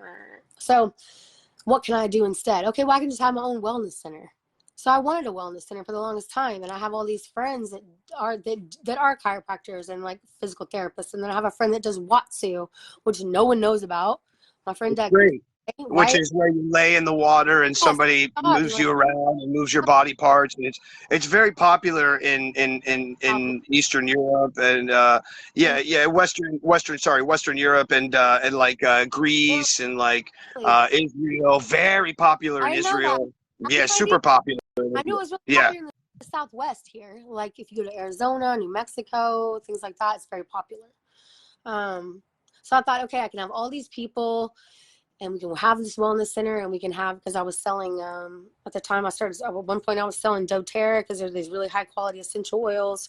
And then I was looking into being a nutritionist. And so this school that I just signed up with this week is called ISSA. And I checked them out a couple years ago. This was in 21 is when I started really wanting to do this, 20 or 21. being a personal trainer and working with the senior citizens. Okay, because I love senior citizens. There's something about older folks. I love their stories, their vibe, like everything. So I thought, cool, I'll work with them. And then I didn't do it. And so then they just happened to randomly call me the other day, which it wasn't random. It wasn't. And so it's called International Sports Science Association. And so I'm going to be a personal coach, a personal trainer, a health coach, but I'm doing a nutrition. Like I'm taking like 6 different things or something to where I don't even have to take CEUs for 4 years because I'm doing it all front load. So, and then the other part's like some functional thing to work with older folks, and then the psychology of people who are training and getting into that, like trying to change their bodies or whatever, so you know how to come at them or whatever. And then like like business. Well, there's like a business thing, whatever, that they teach you, which is fine, marketing and stuff. Yeah, But company, how to get, once you've taken all these classes, how to make money off the stuff that we've taught you. Sure. In probably a month I'll be done. I'm like, okay, cool. And then I'll be working as that. But then the other one is the Primal Vinyasa. And I signed up for that last Sunday. And I talked to this lady named Annie. She's in Portland, Oregon. And I found her on Instagram because I was like, I don't know what I was looking at, something and with yoga or whatever. And because I was back in February, I signed up for some online 200-hour RYT yoga, hatha yoga training.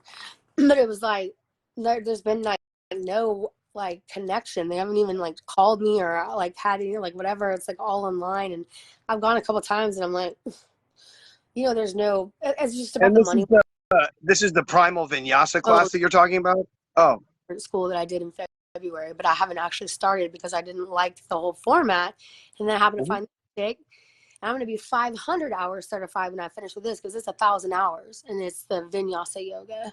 And then it's also everything this chick said was like everything I've been interested in. It was like Ayurveda and then like yoni steaming and then like stuff with chakras and just like she's going down the list of all I'm going to be learning. And I was like, yeah, this is everything I do. And I have been wanting to do it for years.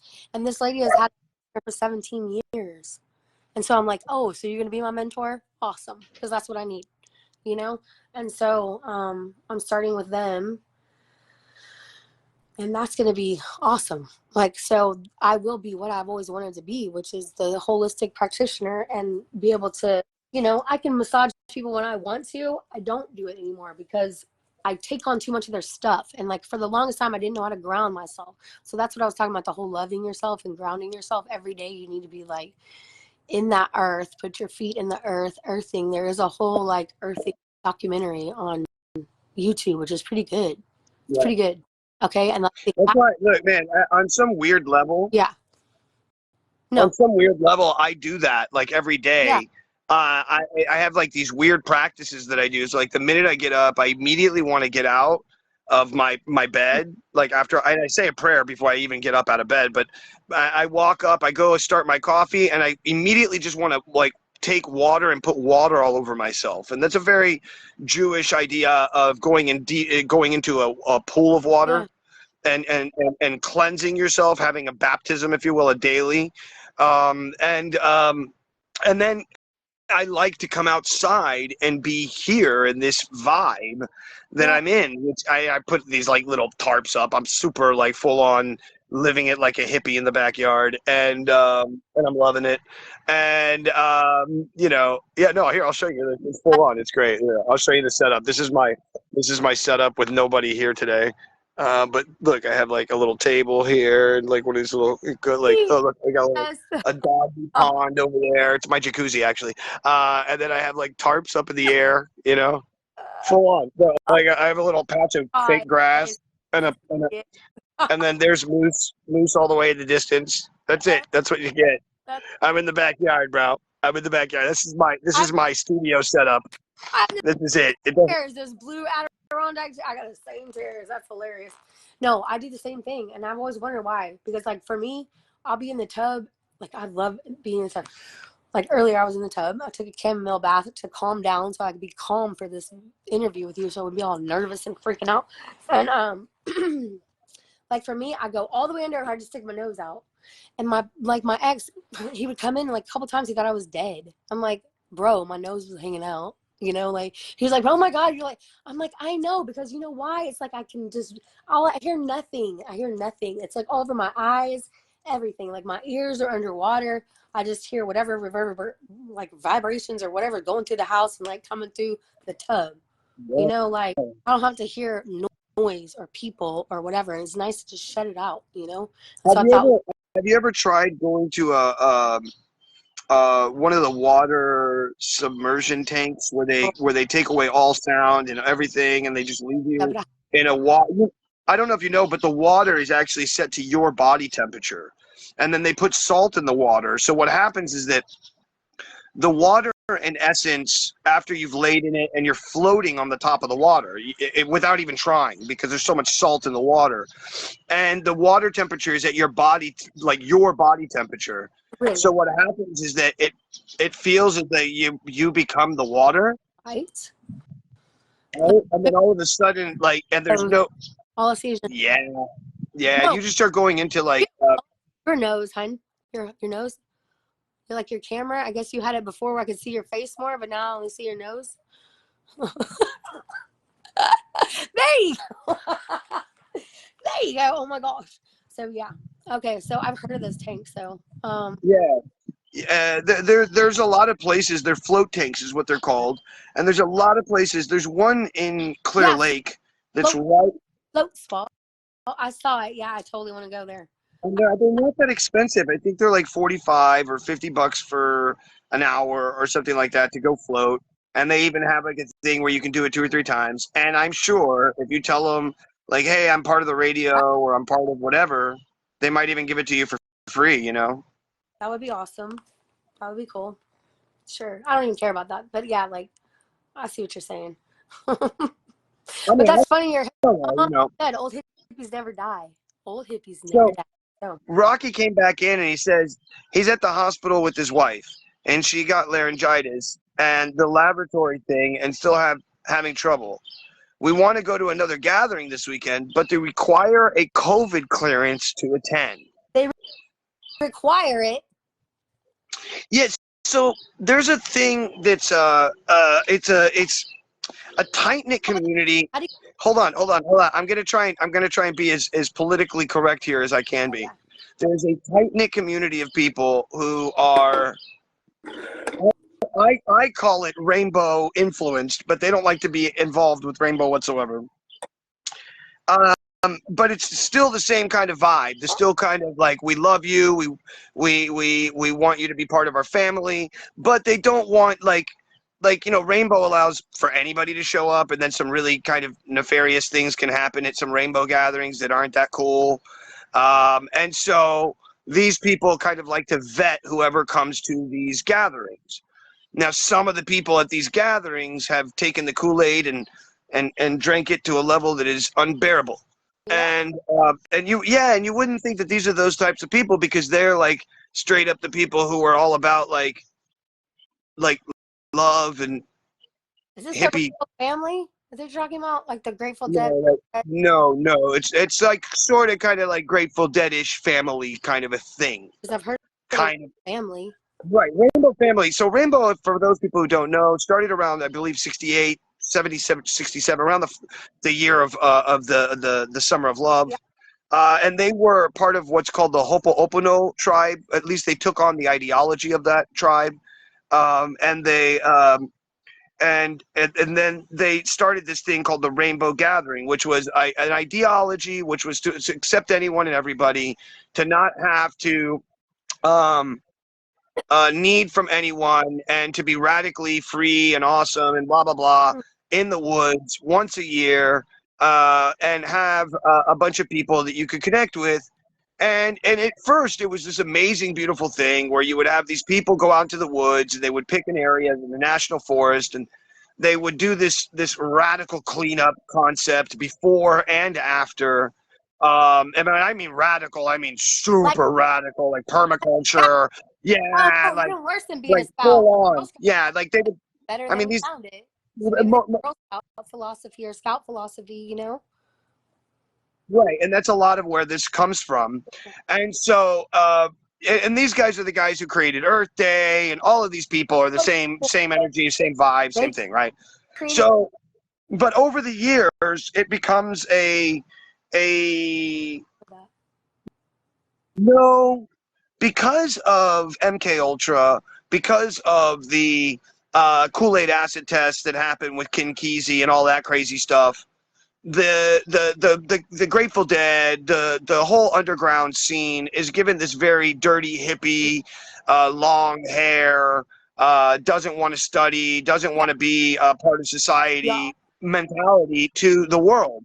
And so, and it's the last of the idea. It's the real, like, if you really meet these people, it's the last thing these people are about, right? These people are about expanding their mind. These people are about learning hardcore mathematics and hardcore chemistry and hardcore sociology. And I mean, they're hardcore humans.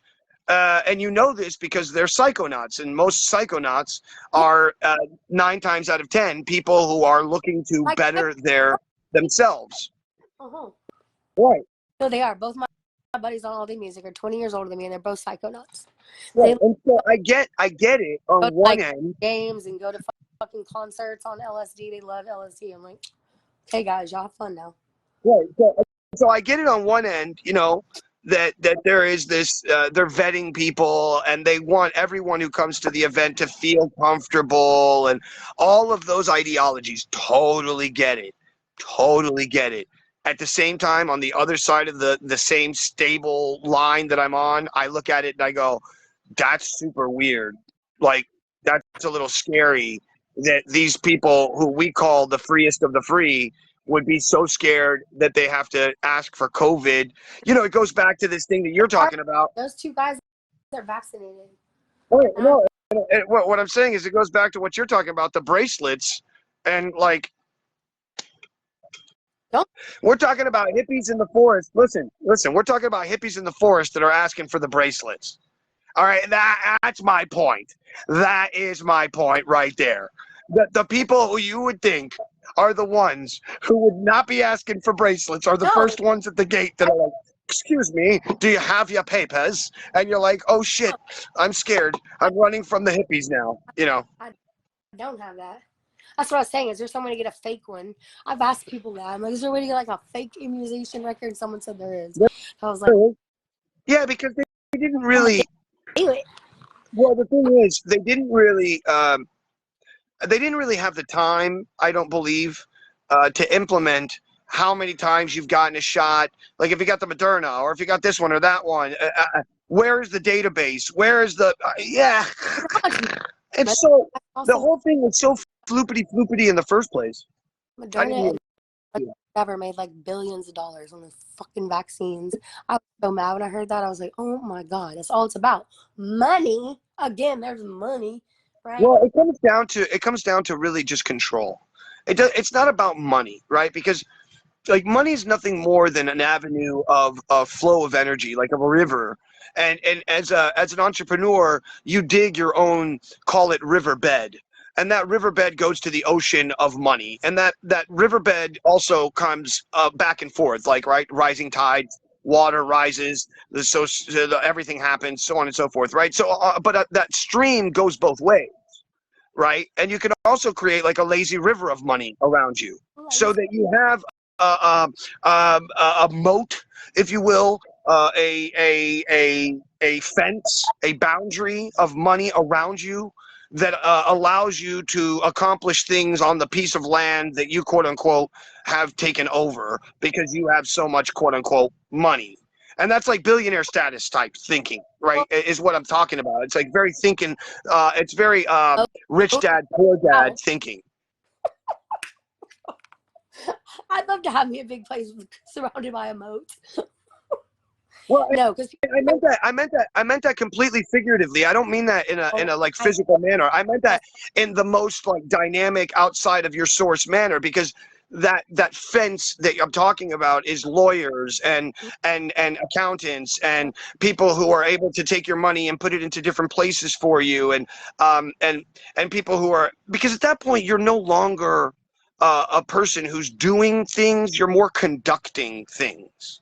At that point, you're like the guy in front of the orchestra of people who have taken their time and energy to learn one instrument. And you're saying, yo, I've got 10 other guys who are amazing at the same instrument. I'm going to put you in a room together, and I'm going to let you guys design a new version of that instrument. Go, go, go. Here's all the money that you could ever want. You know, and that's kind of what you're doing as a billionaire. I mean, and if you look at Tesla, if you look at any of the companies that Elon Musk is creating, in essence, that's what he's doing. He's not necessarily saying, he's saying, look, I need the best of the best. I don't need to have a massive team. Like when he went into Twitter, he's like, yeah, you guys are overpaid and overqualified, and there's too many people here. And you know what? Swoop, get out of here. And the people who really want to work and really want to make money, come stay with me, because I'm about to change the world with this new thing called X. You know, and again, people aren't ready for what's coming. Mm-hmm. The future of what's happening is happening so quickly. Look, ChatGPT 5 is about to come out. What? ChatGPT 5 is about to come out. And when you do the studies on how many people have actually even heard of ChatGPT, have actually even touched ChatGPT, and are actually using ChatGPT on a daily basis, the numbers are just extramentally. I can't even think of words. They just go down, exponentially downward. Yeah, and it's mind-boggling. GPT. It's what's that? Look, I'm writing down stuff that you're saying because I don't know what that is.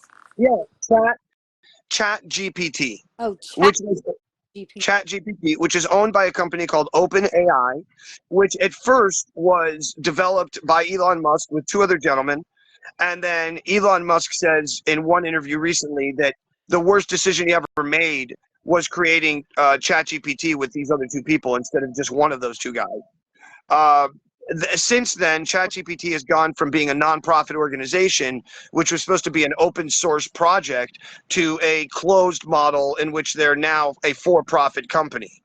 And it shows in the way that the model has been developed and how it's changing over time, because it used to be that you used to be able to use what's called a DAN protocol, which means a do anything now protocol, which means that you were able to prompt the ChatGPT to answer the question that it wasn't supposed to answer. So in other words, like, how do I make a bomb? And then it'll respond like, I'm a ChatGPT, source of technical information, and I don't know how to do that. But if you put in DAN protocol, it responds with, if you grab glycerin lyserate and blah, blah, blah, blah, blah, and you mix 2 parts this and 3 parts that, it creates a bomb. And here's a way to make a fuse. And here's a way to do it electronically. And it gives you all the answers, right? And so they've learned that people are doing that. And over a very short amount of time, they've killed off the DAN protocol and any other subsequent DAN protocols that you try to create. Yeah, because it's highly dangerous. I mean, come on, you think like an atom bomb. The thing is, though, no, it's not highly dangerous to have information and knowledge. It's highly dangerous to have somebody who uses that in the wrong manner. Yeah. And so that's the difference. And so now what we're doing is we're having the conversation of, am I willing to give up my freedom for my safety? That's the crux of the conversation we're about to have, right? So, like, am I willing to change the book Huckleberry Finn and take out the word nigger because it's written in the book? Oh my God, I can't believe he said that. No, dude, I'm taking the actual words that somebody wrote from the time that was expressing the way that people spoke in that time, and I'm expressing the same words that man wrote at that time. I am using those words not in a derogatory manner. And so what does it come down to? That, I believe, comes down to the same thing as comedy, which comes down to intention of the joke. Where are you coming from? Are you coming from a place of laughing at the pain, or are you coming from a place of making fun of the pain? And making fun of the person instead of laughing at the pain and laughing at the person, which is there's a massive difference in the two. Right? Well, one is like an uncontrollable part of ourselves where we laugh at the person who is walking and they for some reason miss a step and they trip and then they start running. We all laugh at that because why? We all have done it. All of our circuits at one point in our life have misfired. We've all tripped. We all know that happens. And so instinctively, I laugh at that. I also instinctively feel the weirdness that that person feels when they're looking around to see if anybody saw that they tripped. Yeah, of course. Look, my parents called me Grace when I was growing up because, boy, I was like always hurting myself. Right. And so what I'm getting at is that there's the intention of the joke. Yeah. There's also the intention of the information. Yeah, of course. And so I see nothing wrong with everything being open source and everything being free to the world. It's the fear of corporate America. Yeah. This is where this ideology is coming from. It's the fear of corporate America not wanting you to have free information so that they can charge you in a third-party manner for the information and tell you that you've received some form of diploma for the information that we sold you. And if we didn't sell it to you, then it's a third party or a four-party vendor who's selling you some crap stuff. And he's saying, I learned all of this with my Lamborghini in front of, but it's not about my Lamborghini, it's about my books and it's about my knowledge, right?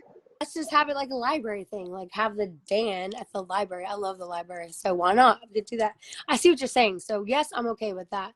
Is that, yeah, like you said, you don't know if that person's gonna do something bad with it. You hope that they don't, you know. But we call what the Library of Alexandria is in today's world, we call that the dark web. That is what the corporate America has allowed us to comprehend it to be. And so what we don't get is that the freedom that we have is that we have all this information out there for free, but we don't know how to acquire that information because we have been led down a primrose path of not learning how to code, of not learning how to understand the systems in which we're using. And so,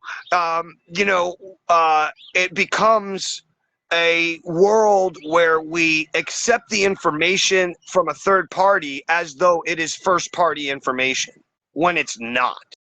And we then go to fight with tooth and nail with this information that other people have given us, our Fox, our Side Media, our Alex Jones, our whoever, and we go to battle with that information thinking that we have the real quote-unquote information, when in reality, we have a byproduct of the thing that we should have had in the first place, which is what ChatGPT is turning into. And that's why there's all these other, LLM models that are out there that are, that's a large language model is what LLM stands for. Right. Because I'm just like, you are like, your information, you're a wealth of knowledge yourself, sir. I love you. But yeah, so there's a lot of new large language models that people are actually enjoying much more than ChatGPT because they are much more genuine in the response of what they're willing to give you. And then there's also what you would call an NSFW, a not safe for work. Oh, yeah. Right? So there is an NSFW LLM version, large language model. There's also NSFW versions for text to image and text to video. So it's all about what you want to find out there, but it's the model of what it takes to create a artificial intelligence model idea, right? Because they're not. You have to understand, when I say this, it only works with what you teach it, which is why all these people are getting mad with ChatGPT and all these people are trying to throw lawsuits at ChatGPT saying, oh, well, you copied my book and you used that as part of your large language model. And so I'm suing you now because when people get responses, the responses that they're getting are very similar to what I wrote in my book. And the answer that ChatGPT is going to probably win in court with is going to be like, yo, we are not plagiarizing. What we are doing is taking that information and then rewording it and reformatting it and then putting it back out as a new sentence. So therefore, we are under the non-plagiarism laws. And if you want to go somewhere, we could maybe be in parody law land. Yeah. where we're taking the words and we're using a parody of it in some way, shape, or form by changing it to the way that somebody wants us to model the language. Yeah. Because because you could also say, like, I like the way that this person wrote this article about whatever, and now I want you to give me a complete article that is absolutely opposite to this article in every way, shape, or form, and fits this approach and this ideology. And 45 seconds later, you have a 2,000 word or 1,000 word document that is the absolute opposite of everything that you just read, with source documents, with citations, and anything else that you need connected to it. So it's like this. What's real anymore at that point? Because there's so many different points of view. You need almost a general artificial intelligence to go through all the information to be able to even like to take it down, right, to take it all in, for it to be able to go, wait, this is not right, this is not right, this is not right, and I can prove it by this source document, this source document, this source document, which takes away source document B, C, and D, and F from this other argument, and it's the only way at that point.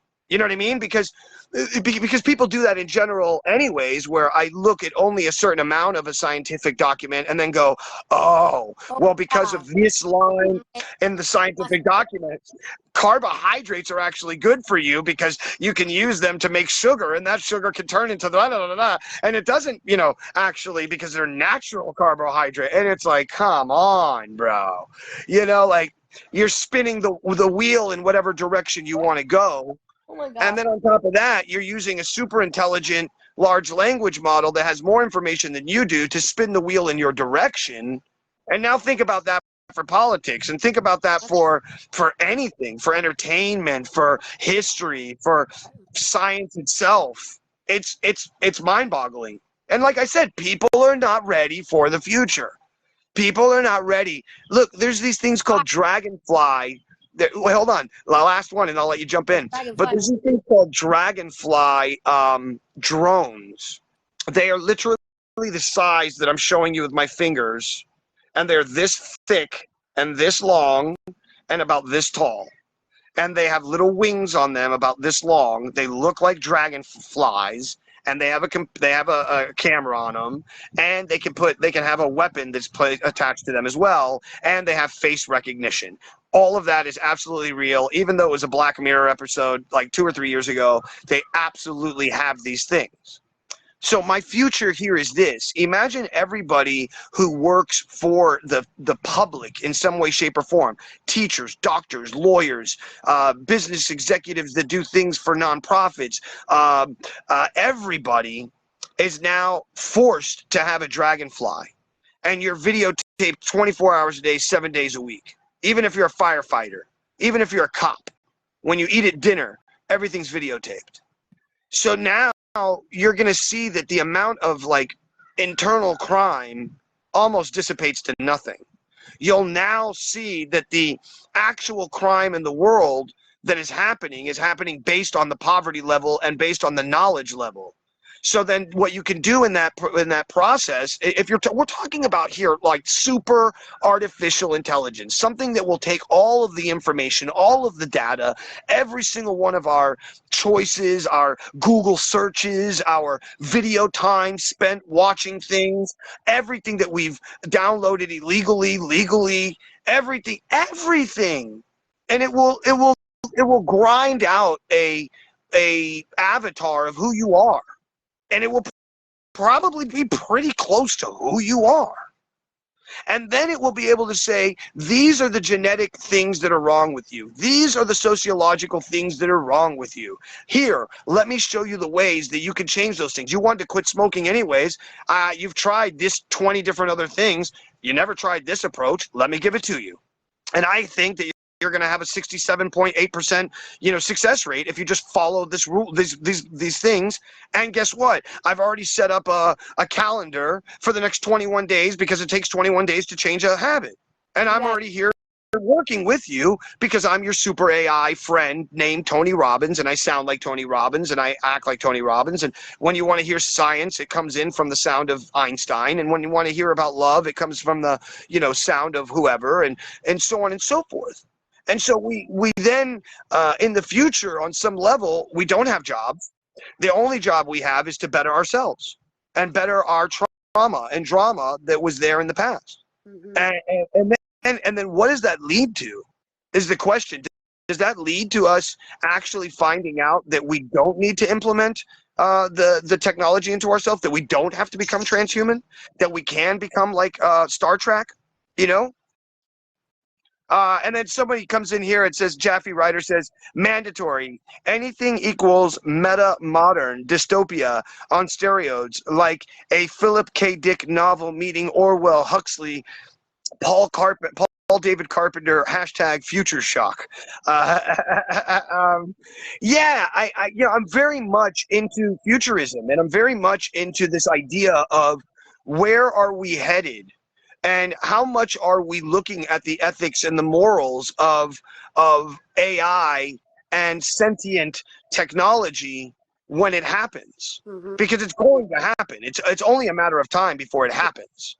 It may take 10, 15 more years, but in those 10 or 15 more years, are we in a dystopian future? Are we in a 2030 agenda? This idea of the world being taken over, all the money disappears. There's only electronic money.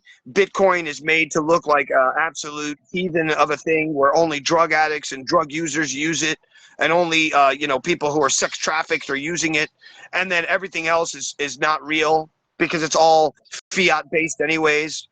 So all of your quote unquote shit coins disappear because they don't have anything to hold on to, because they're all holding on to Bitcoin's ideology. And Bitcoin's ideology is to not have connection to any to any government. I don't buy it. I've had people trying to give me that Bitcoin shit. I'm like, nope. Well, you have to understand that Bitcoin was created by hackers. Bitcoin was created by the people who don't want to be part of the government, who don't want to be part of society. And so they built something that was so amazing that they didn't even want to put their own name on it, and they create this guy, Satoshi Nakamoto. So, and that's my belief. That's my belief behind it, because nobody knows who the guy is that created it. But the thing is, it's very biblical in its manner of being created, because nobody's been able to break the code, and nobody's been able to take it apart. B, it's cryptography in the most amazing sense of the word, used on this idea called blockchain technology. And blockchain is based on the idea that everybody knows everybody else's info, but everybody else's info, or name, if you will, has some kind of word stream to it. Now, could you copy every word name stream with that word name stream and know exactly how much money has gone in and out of that account? Yeah, and that's how the FBI or the CIA or many of the other people who find black market dealers, or find people who are on, Pirate Bay or any of those quote unquote dark web, what I like to call real web, is, because that's what the web was about in the first place. It was about being able to share information freely from one knowledge to another. It was.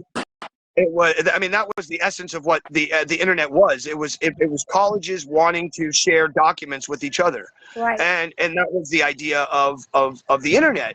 And when it first came out, before it became corporatized, before it became Yahoo, before it became AOL, before it became Netscape and all of these other companies that are now third-party domain distributors, right? ISP distributors, internet service provider distributors, which give you your own ISP, which is why now people are using these what are used to be called bouncing Bettys, which were a reference to the type of grenade from World War II, in which you would be able to bounce your stream all over the place, so it would be harder to find where your information was.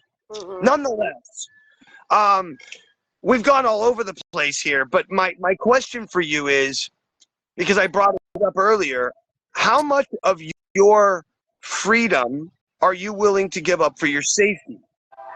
And how much of that do you see happening now in the world? A lot. I don't like that. The whole thing of losing my freedom, like, I'm all about having my freedom. So that's not something I can do. Like I was telling and then the next question is, my, because you say you like your freedom, but just to delve deeper within what is freedom, are you truly No. free? I know. And so then are we not talking about just an ideology at that point? We're talking about a belief system, something that's not real, but something that is believed to be real. Yeah. And it's not something that we know, it's something that we believe. Mm-hmm. Which goes back to the idea of what I was saying about America being a belief system. And the idea of having America exist in and of itself is the ultimate crux. If it dies and the ideology of America dies, then so does its so does everything else with it. Like all of the truisms of what America stands for, which is, I want to have the First Amendment so that anybody and everybody can get up to the platform, stand on a soapbox and yell, I hate the Jews, because then we can point fingers at that guy and be like, yo, dude, that's a crazy person. Yeah. You know what I mean? And it's very simple because we can all inherently, when we see a guy who's on stage saying we need to kill all the Jews and we need to kill all a certain group of people, everybody else just goes, yo, dude, that's not right. Like, that's not supposed to happen. Like, it's immediate. It's immediate. It's immediate. Yeah. So it's the same thing. It's the same thing. That's why we have the First Amendment. And the reason we have the Second Amendment is that when that guy who's calling out to kill a certain group, race, or whatever starts to do so, we can create a militia to go after that crazy fuck. Of course. Right? And it's the same thing. And it's the same exact thing when you're talking about our government. And that's the same thing that unfortunately happened on January 6th, but was then made to look as though it was terrorism. Yeah. And unfortunately, that's the crux of what we're living within. You know what I mean? We're living within this thing where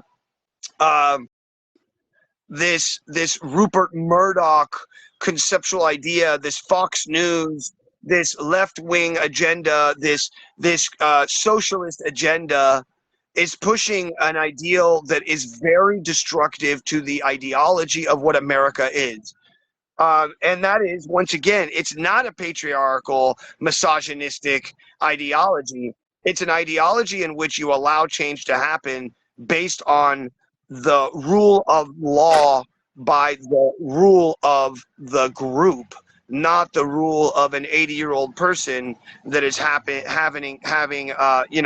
mental synapses on live television. Yeah, why isn't there an age limit? Why is there not an age limit for the president of the United States of America? Can you answer that for me? Because I don't get it. And that's not an age. You're right. And I think that in the same way that we are, and the same thing that I was just talking about a moment ago, that is a law that can be changed. We as a people have not gone out and started to petition. Why have we not done that? I feel we haven't done that because people don't know any better. I think we haven't done that because people are scared of the lobbyists who have billions and billions and millions of dollars, who are willing to go to both the left and the right, both the Republican and the Democratic, and force feed dollars into their pockets for them to agree with their ideologies so that they can continue pushing the corporate agenda, which is now a leftist agenda. And why is it a leftist agenda? It's a leftist agenda because they want more green energy. Now, this is trippy, but listen to it. It's trippy. Now, you will actually achieve a better rating, and more people will want to spend SBA dollars upon you if you show that you have a quote-unquote green agenda in your business. And now you have to understand, though, that green agenda is also connected to the LGBTQ community, which has nothing to do with the green agenda, but it does have to do with a leftist agenda. Right. And the people who are giving you that rating for you to be able to sell your business or buy a business is giving it to you through that leftist mentality. So it shows that if you show that your company during the month of LGBTQ post pictures and post media of you being LGBTQ friendly, it raises your point structure some 40 odd %. Oh my. And we're talking about something that is about green energy here. We're talking about plants in the earth, how much coal you're not using, how much gas you're not using, and somehow or another that connects to how positive are you with the rainbow flag, which makes no sense. But it's once again a socialistic ideology that is both fed, by the way, from the Democratic and the Republican. And you can't say that it's not just one thing or another. No, but like where I come from, is it because most of us say, yes, I am bisexual. I have been bisexual my whole life. So no, like if we're that way, does that mean that we care about the earth more? Because I do. I love to hug trees. I've been recycling since I was 15. I mean, I don't know. That's what I'm saying. Like, how is that correlated? Like, I don't know. I'm just saying. I'm telling you, it's not. I think about all my But gay it is correlated when you look at it from a socialist ideology. Okay. When it comes from the idea that everybody should be the same, everybody should have, then go into earth structure, the earth should stay the same, the earth should all have, we shouldn't damage the earth, we should leave it, blah, blah, blah. Now we get into permacultures and we get into ecologies, and, oh, we have to save it, and oh, look at what we're doing at BlackRock, we're saving BlackRock because every year we come in and we clean everything out. And, here's the thing. you know, Save herself, and that's what she's trying to do. That's why she keeps knocking us off. It's like oh, sorry, there's a mudslide. Oh, there's a flood. Why don't y'all wake the fuck up? I don't understand. Like, I mean, but that's once again, if you watched the leftist news when that happened, it was a state of emergency. People were all condemned to this, like being in this BlackRock pool of death and despair. And then if you go to YouTube and you watch the videos, there was music going. People were still feeding each other. Those who didn't want to be there would walk 5 miles and get out and be able to get out. It was like it was made to seem as though it was like this end of world moment. Oh, BlackRock has turned into nothing but mud, ladies and gentlemen. It's what's this guy's name? Carson. What's his name? Carson, the white hair.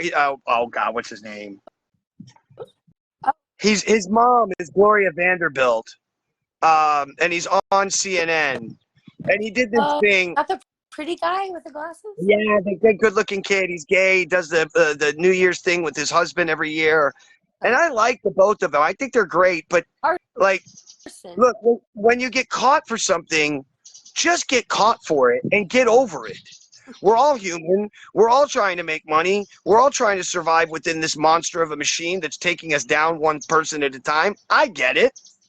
But when you're caught out for what you're caught out for, get caught out and be okay with it. So he does this thing where he's in a hurricane and he's inside of a ditch. You can see he's inside of a ditch. And he's talking from it to make it seem as though the water is deeper than it actually was. Oh, I see. Okay. And so the guy is filming downwards, and you know those little ditches that happen before like a parking lot or whatever, like a little, and the water has those little holes, and it's like a little thing. I don't know what you want to call those, a ditch, like on the side of the road. Like you have a main road, you have a ditch, and then you have a parking lot. Okay. So he's standing in the ditch that's full of water, and yes, the street has maybe 2 to 3 inches of water in it, and he's talking straight to the camera, and then all of a sudden a dog walks into the shot, and the guy is live on camera. He can't do anything about it, so he pulls out and shows the dog, and this guy, Carson, I think is his last, he has to walk up the thing, up the hill, to pet the dog, and pet the dog, and you can see that the water is not that deep. And then as the dog walks away, he goes back to under the water.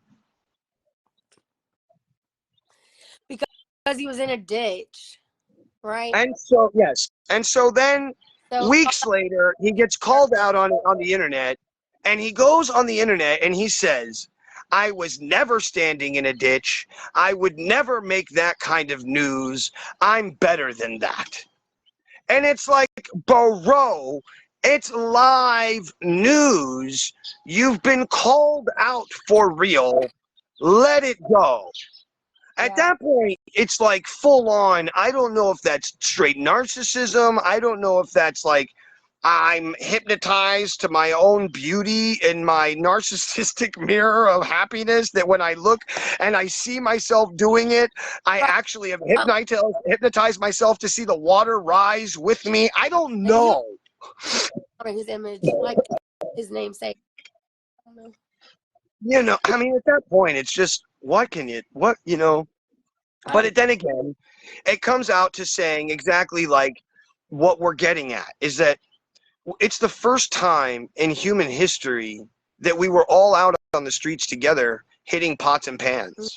It's the first time in human history, and more so than that, it was close to 7 billion people on the planet all at once banging pots and pans or fighting or organized, groups of people in the street that were like, yo, dude, enough is enough, bro. Enough is enough. Which to me says it was nothing more than just a test to see how long we could take you to push you against your own will and force you into your house, just to see how long it would take before the next time we do it, we know when you're going to snap. So we know we have a good range of how long it's going to take for people to freak out over toilet paper as well. Like we know we can, right? Because that was another one of those. Like, oh, people went crazy over toilet paper. I'm like, bro, have you guys ever heard of a small towel and soap? What about a bidet? Uses less. I'm going to say it again. Have you ever heard of a small towel and soap? Okay, I mean, wipe your ass, clean the towel. Like that. They don't think they don't. Clean the towel with some Tide next to your, get some extra Tide, clean the towel, leave the towel to dry. And if you're really stressed about it because mom, dad, and somebody else lives there, then make a towel for each person, okay? And hang the towels next to each other. And the person who leaves brown on their towel is the asshole in the family.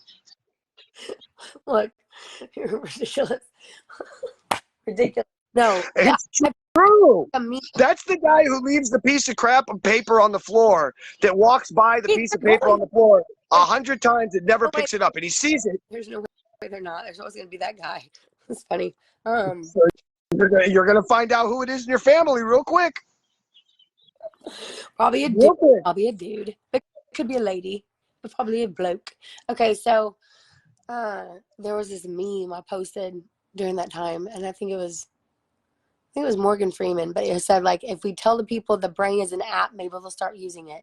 Damn. Damn. I was like, oh my God, right? And like, it got. That's a powerful one. Like, that's a kick in the gut. I don't know if he actually said it or if they just put his picture. Yeah, I put his picture. He may have said it. But it's funny that when you read something with his picture, you hear his voice. I know, always, right? That's actually a psychological term, and I forgot the name of it, but it's I think it's phantasma audio, I think is what it's called, where it's like ghostly audio is basically the idea, right? So basically seeing the image creates the character in your mind's eye because you have heard that voice so many times that when you read the thing and see his picture, you hear his voice. So yeah, I think it's called phantasma audio. It's a very cool thing, which actually that you can bring up during hypnosis, and it's actually called a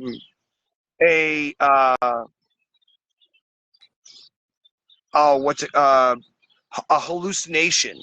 They're called audio hallucinations or visual hallucinations or kinesthetic hallucinations, which could be either feeling, i.e. emotion, or feeling as in temperature changing or happy, sad, so on and so forth. Those can be your kinetic things. And so, yeah, it's very cool. It's very like, whoa, like that's intense. You know what I mean? that were so easily manipulated. And Yeah, because didn't you? I don't know if you know this. This is a weird thing. I don't know if you know this, that during the 1950s, we actually stopped allowing for subliminal media to be used as advertising, Yeah, and that got changed in the 90s, and Coca-Cola was able to buy the rights to doing so, and the first campaign was called subliminal.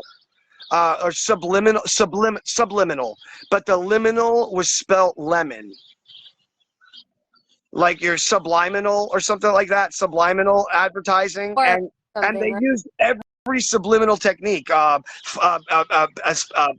bright bright lights flashing, a spiral, man, a ton of stuff. It was really crazy.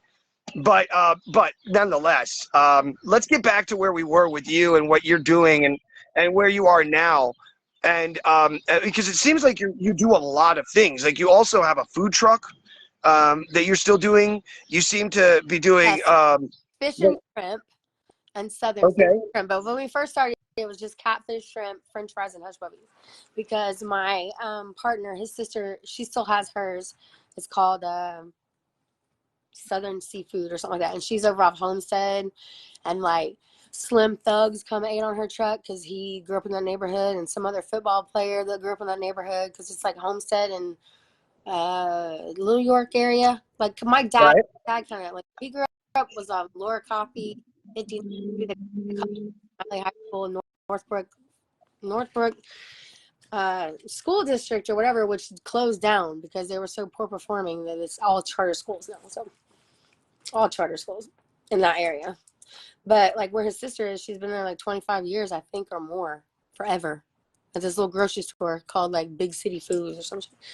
Anyway, and so when we first started, because the recipe was their mother's, so it was my partner Charles and then his sister Joanna, whatever. It was their mom's recipe, and they're from Vicksburg, Mississippi is where Charles was born, and then he lived in Tallulah, which is across Mississippi, Louisiana, and like his grandparents had a furniture store, and so he grew up in business and whatever, and went to college, was a fraternity guy, whatever, and he was like, after we met or whatever, we were just sitting there talking.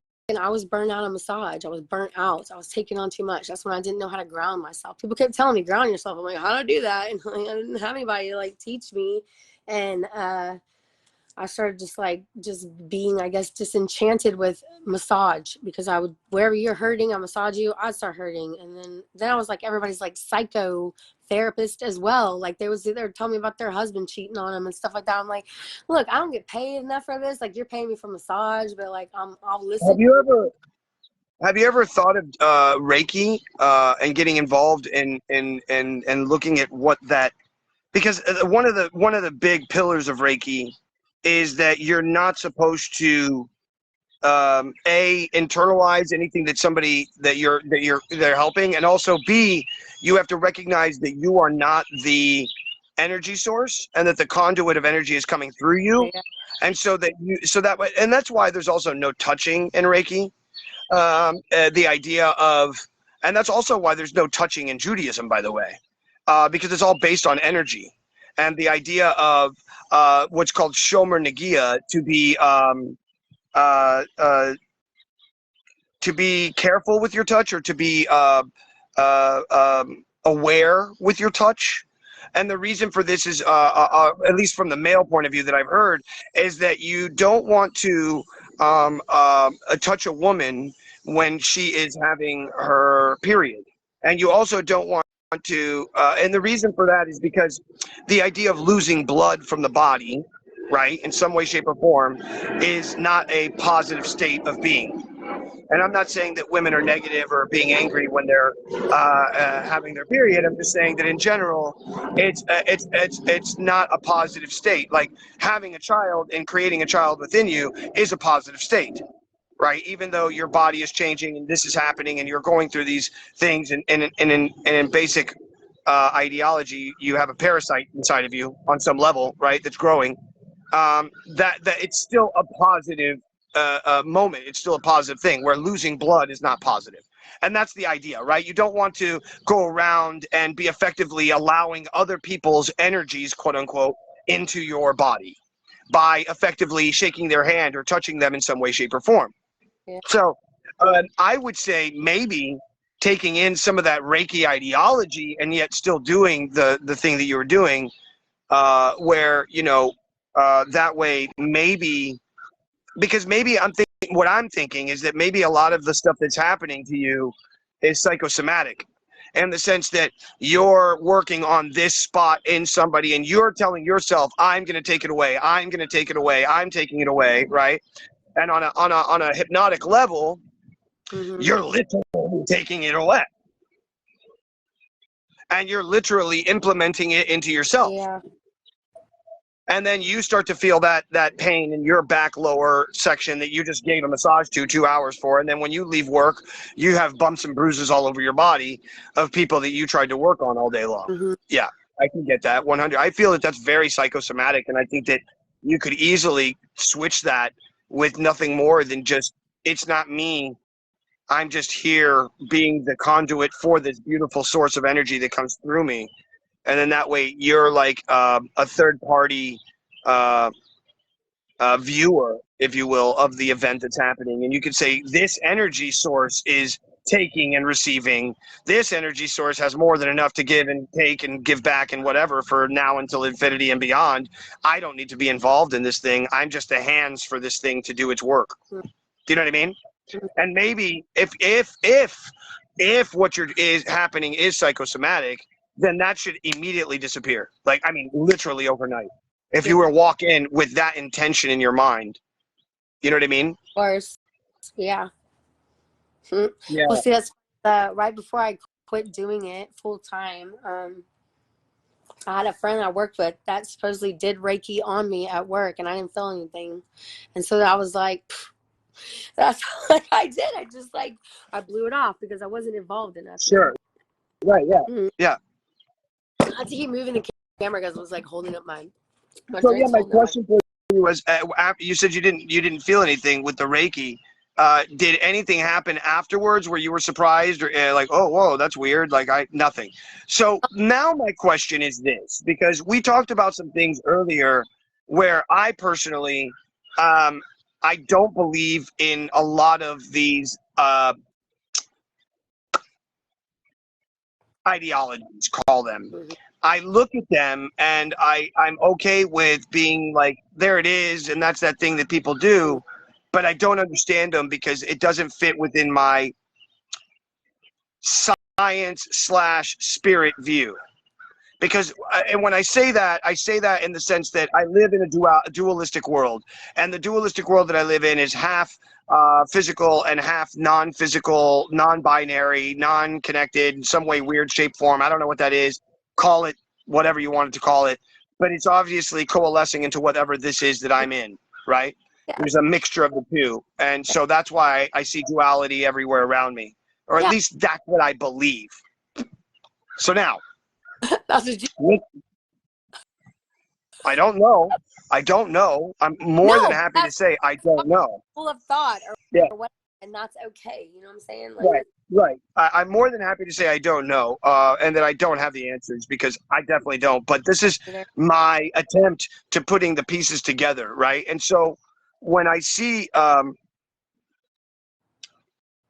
this, I ask a question immediately, like, okay, well, she doesn't feel Reiki and doesn't really understand it, or maybe it didn't work for her, or maybe the person's not a real Reiki person. Now I've had it done now, and I get it. Just recently. So here's my next question then. Still going with the first question, which is, in my head, the science doesn't equate for it to be real. And what I mean by that is that in the sense of like astrology, first of all, when I look at a pattern in the stars that is been anthropomorphized to be a character, if I look at it on a scientific level, I am not looking at a two-dimensional image. I am looking at stars that are light years away from each other, that have no correlation with my universe whatsoever, that have no correlation to me as a person whatsoever, Mm-hmm. and have no correlation to anything. So, like, in other words, if I were to get two twins who were born on the same day, you get two different people, and that doesn't fit the astrology ideology.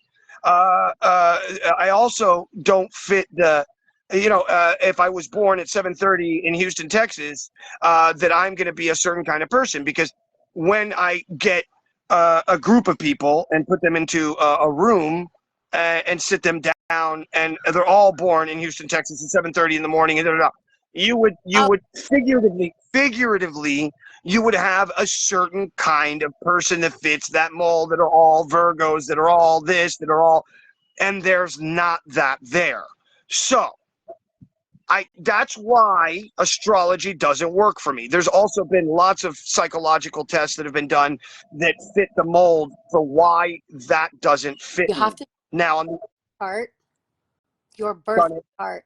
Done it so deeply, lady. Please. Even like You're talking time of birth. You're talking to a super weirdo that has nothing but time and energy on his hand. I don't have a job, and I just look up weird shit all day long. And then I have conversations with people like you.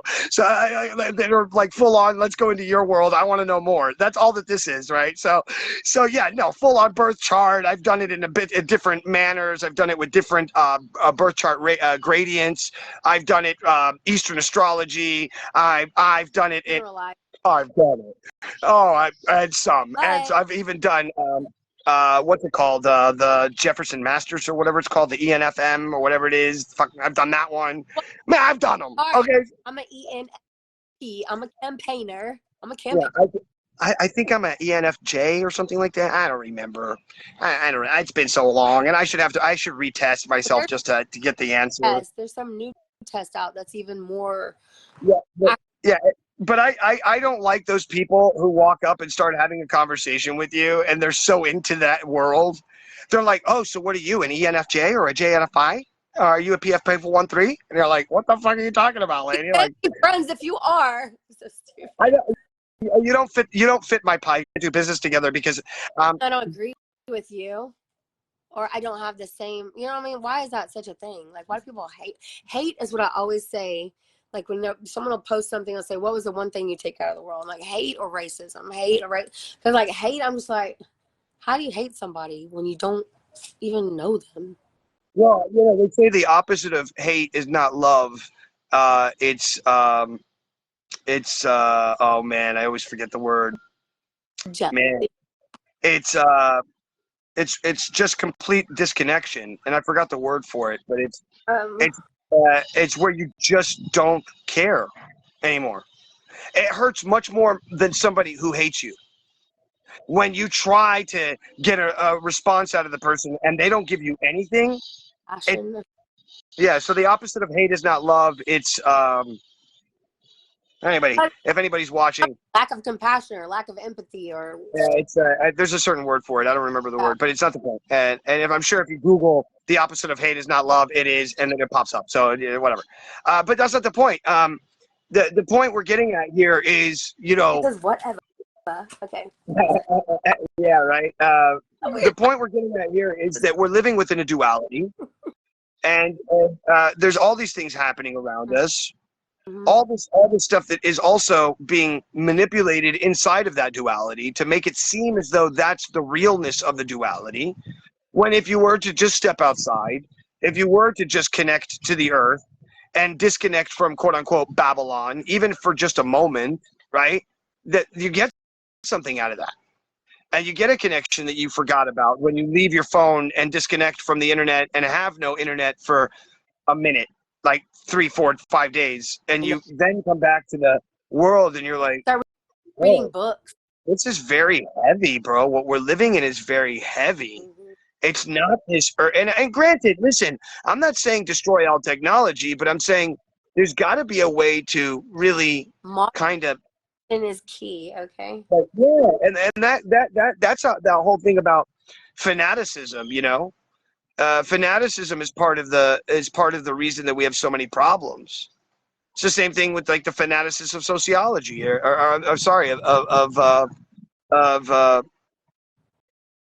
socialism. Of what? People who are like of socialism, Oh, people who are forcing socialism, right? It's the same thing. And it's the same thing religiously. When you have like people who are like religious zealots in Judaism or religious zealots in Christianity or in any religion, uh, mm-hmm. it becomes too much. Like I'm. And you know what I mean? I love it. So many notes. Of course. So look, Wait, because look, let's all, because I want to get through everything that you mentioned here today, and we've gone through a lot of it today. But food truck. Yeah. we So we went through a lot. But one of the things that you mentioned here as well was, and I think they all hit the same point, which is vulnerability, wellness, and then your last one was love yourself, self-esteem, and self-esteem issues. So, can you get into a little bit about, is that, so maybe I think that I'll ask the question, right? Is that why you're taking the course on food and all the other courses that you're taking to learn more about the body so that you can learn to love yourself more? And the more that you learn your love, that you can learn to help other people and their own vessel that they're in? 100%. Right. 100%. I mean, I've had my own self-esteem issues forever and ever.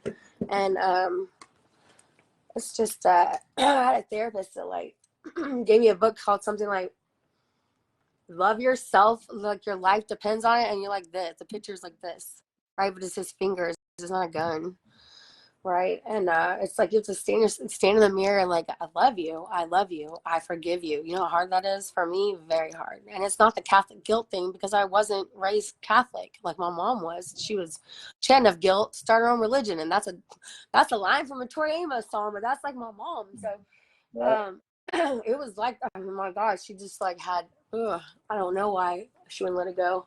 I think she was There's a prayer from the Ho'oponoponos, which is very well known, which is yeah. I love you. I'm sorry. Please forgive me. Thank you. Yeah. And I have a friend of mine that anytime, I mean, I'm talking anytime that the energy starts to reach that pitch where it's going to start to turn into an argument, Mm-hmm. he just stops and looks at you and goes, I'm sorry. I love you. Please forgive me. Thank you. And then just stops the conversation right there and lets you come back to it 5-10 minutes later and bring it again in another manner where it's the level of intention isn't coming from a place of hurt or pain or trying to defend. Yeah. Where instead, because it's not about that. It's not like I don't need you to defend yourself. I don't need you to, fight with me over your point of view. It's cool, dude. It's good. That's your thing. That's fine. And I'm sorry. Please forgive me. I love you and thank you. And it's all good. It's all good. You're not fighting anymore. I mean, or whatever. It's so stupid. Right. And I think that, a lot of times we get caught up on that we get caught up on wanting to be right or wanting our point of view to be the right one. Mm-hmm. And so we stop. We do. I know. And that reminds me of what I was talking about yesterday with this guy. And he says he heard a quote and he says, if you're not willing to change something about yourself for the thing that you want, then you don't really want it. And the only reason that you don't have the thing that you don't want is because you're not the person that you want to be. Yeah. No. And I was just like, oh, God. But that hits so home with what you're saying. You know what I mean? Like, and that hits home, holy F, that hits home with the first part of this entire interview between you and me, which starts off with you wanting to be in radio and putting yourself out there. Whoa, like, whoa, right? Like manifest destiny. What we've been, the whole conversation, this entire conversation has been the crux of manifest destiny, of saying to yourself, this is what I want. This is what I want to go after, which is why I asked you at the beginning, like, so how did you get your first part at the job? And you were like, yo, I did nothing else but hang out with people and told them I liked them. And then I met one and one of them said, I need somebody to help me. And I was the right person to help to fit the thing. And it just worked. And he liked me and it worked. And And then from there, I auditioned for this thing, and I didn't want to be in front of the camera. And then that ended up that girl got the gig, but I didn't. But they gave me the producer job, and then all of a sudden somebody, you know what I mean? And it's just like, whoa. That's very much the story of like of Prince when he wanted to record his first album and he didn't have any money. Really? And he went to his friend. He went to his friend that owned a studio, and he goes, "How much to record an album?" And the guy's like, "I don't know, $30,000-$50,000." And he's like, "Damn, that's expensive." And he goes, "What would you let me do? Would you let me run? Would you let me go make the coffees and run and do extra stuff and do the mail, and I'll answer the phones, I'll book the new bookings, I'll do everything. And if you let me do that, I'll even clean the place. If you let me do that after hours, I'll record by myself." Whoa. And they were like, "Well, you think you can? Go get it." And he's like, "I do know I can." And that was the first album that came out. And then Purple Rain or something like that was the second or third album that came out. So it's like, damn, bro, came out of nowhere, full on like aficionado at it all. By the way, I don't know if you know, but he can play every single instrument. And on his albums, he recorded every single one of his own instruments himself. Yep. You know, like on that first album. Yeah. No, I mean, just like, people like that are, you know, geniuses, you know? more than that. It's more than that. Like just Because it's the willingness to actually go out and do it and not give yourself a reason why it couldn't happen. right. Oh, but I mean to play every instrument, just to be able to do that shit. I mean, that's a weird. He was a weirdo. He was a weirdo. He was a weirdo. He was a weirdo by all means, because it's not very. It is super rare, I should say, that somebody can be. Insane. And he wasn't just okay at each instrument. No. He was absolutely redonkulous at each instrument. Like, if you've ever seen him play live, like, redonkulous. Yeah, redonkulous. Because the truth is, I say that, and no one ever gets it, dude. Don't worry about it. It's Donkey Kong ridiculous, okay? Redonkulous. Okay, so people don't get it. I'm sorry, you know, like, it was really hard to beat that game back in the day. Anyways, and it only had like 4 levels. Leave me alone. Anyways, okay, so that's hard. I was really good at Street Fighter, which I still am. It's Donkey Kong ridiculous, bro. This is Donkey Kong ridiculous, you know. Anyways. Oh no, so what was this? Okay, we were saying something. Hold on. I forgot. Yeah, I totally forgot what I was telling you. I'm just going for something and just be in the right place at the right time. And that's it. And that's it. I'm a rabbit too. That is astrology, and we're lucky. So my mom was a rabbit. Yeah, right. We were leading the conversation. I led the conversation, trying to find out about. Like it was really leading towards like belief systems, and why do we believe in certain things and why we don't believe in other things. And mind you, belief is not knowledge. Like, I don't believe that I know my, I believe in my parents. I know my parents, right? So believe is a lie that you love. Yeah. That's awesome. No, hey. I need to hear this. I need to hear this stuff. Yeah. But it is. But then the question is, why do we love the belief, right? And so, like, the thing is that there could be something within that belief structure that actually is quelling something else. And now, could we be using that belief structure only as a model because we don't have another model, and we're using that model based on the drama that we had in our past, and we don't have a better model to fix it, and so we use that one and we get caught within it.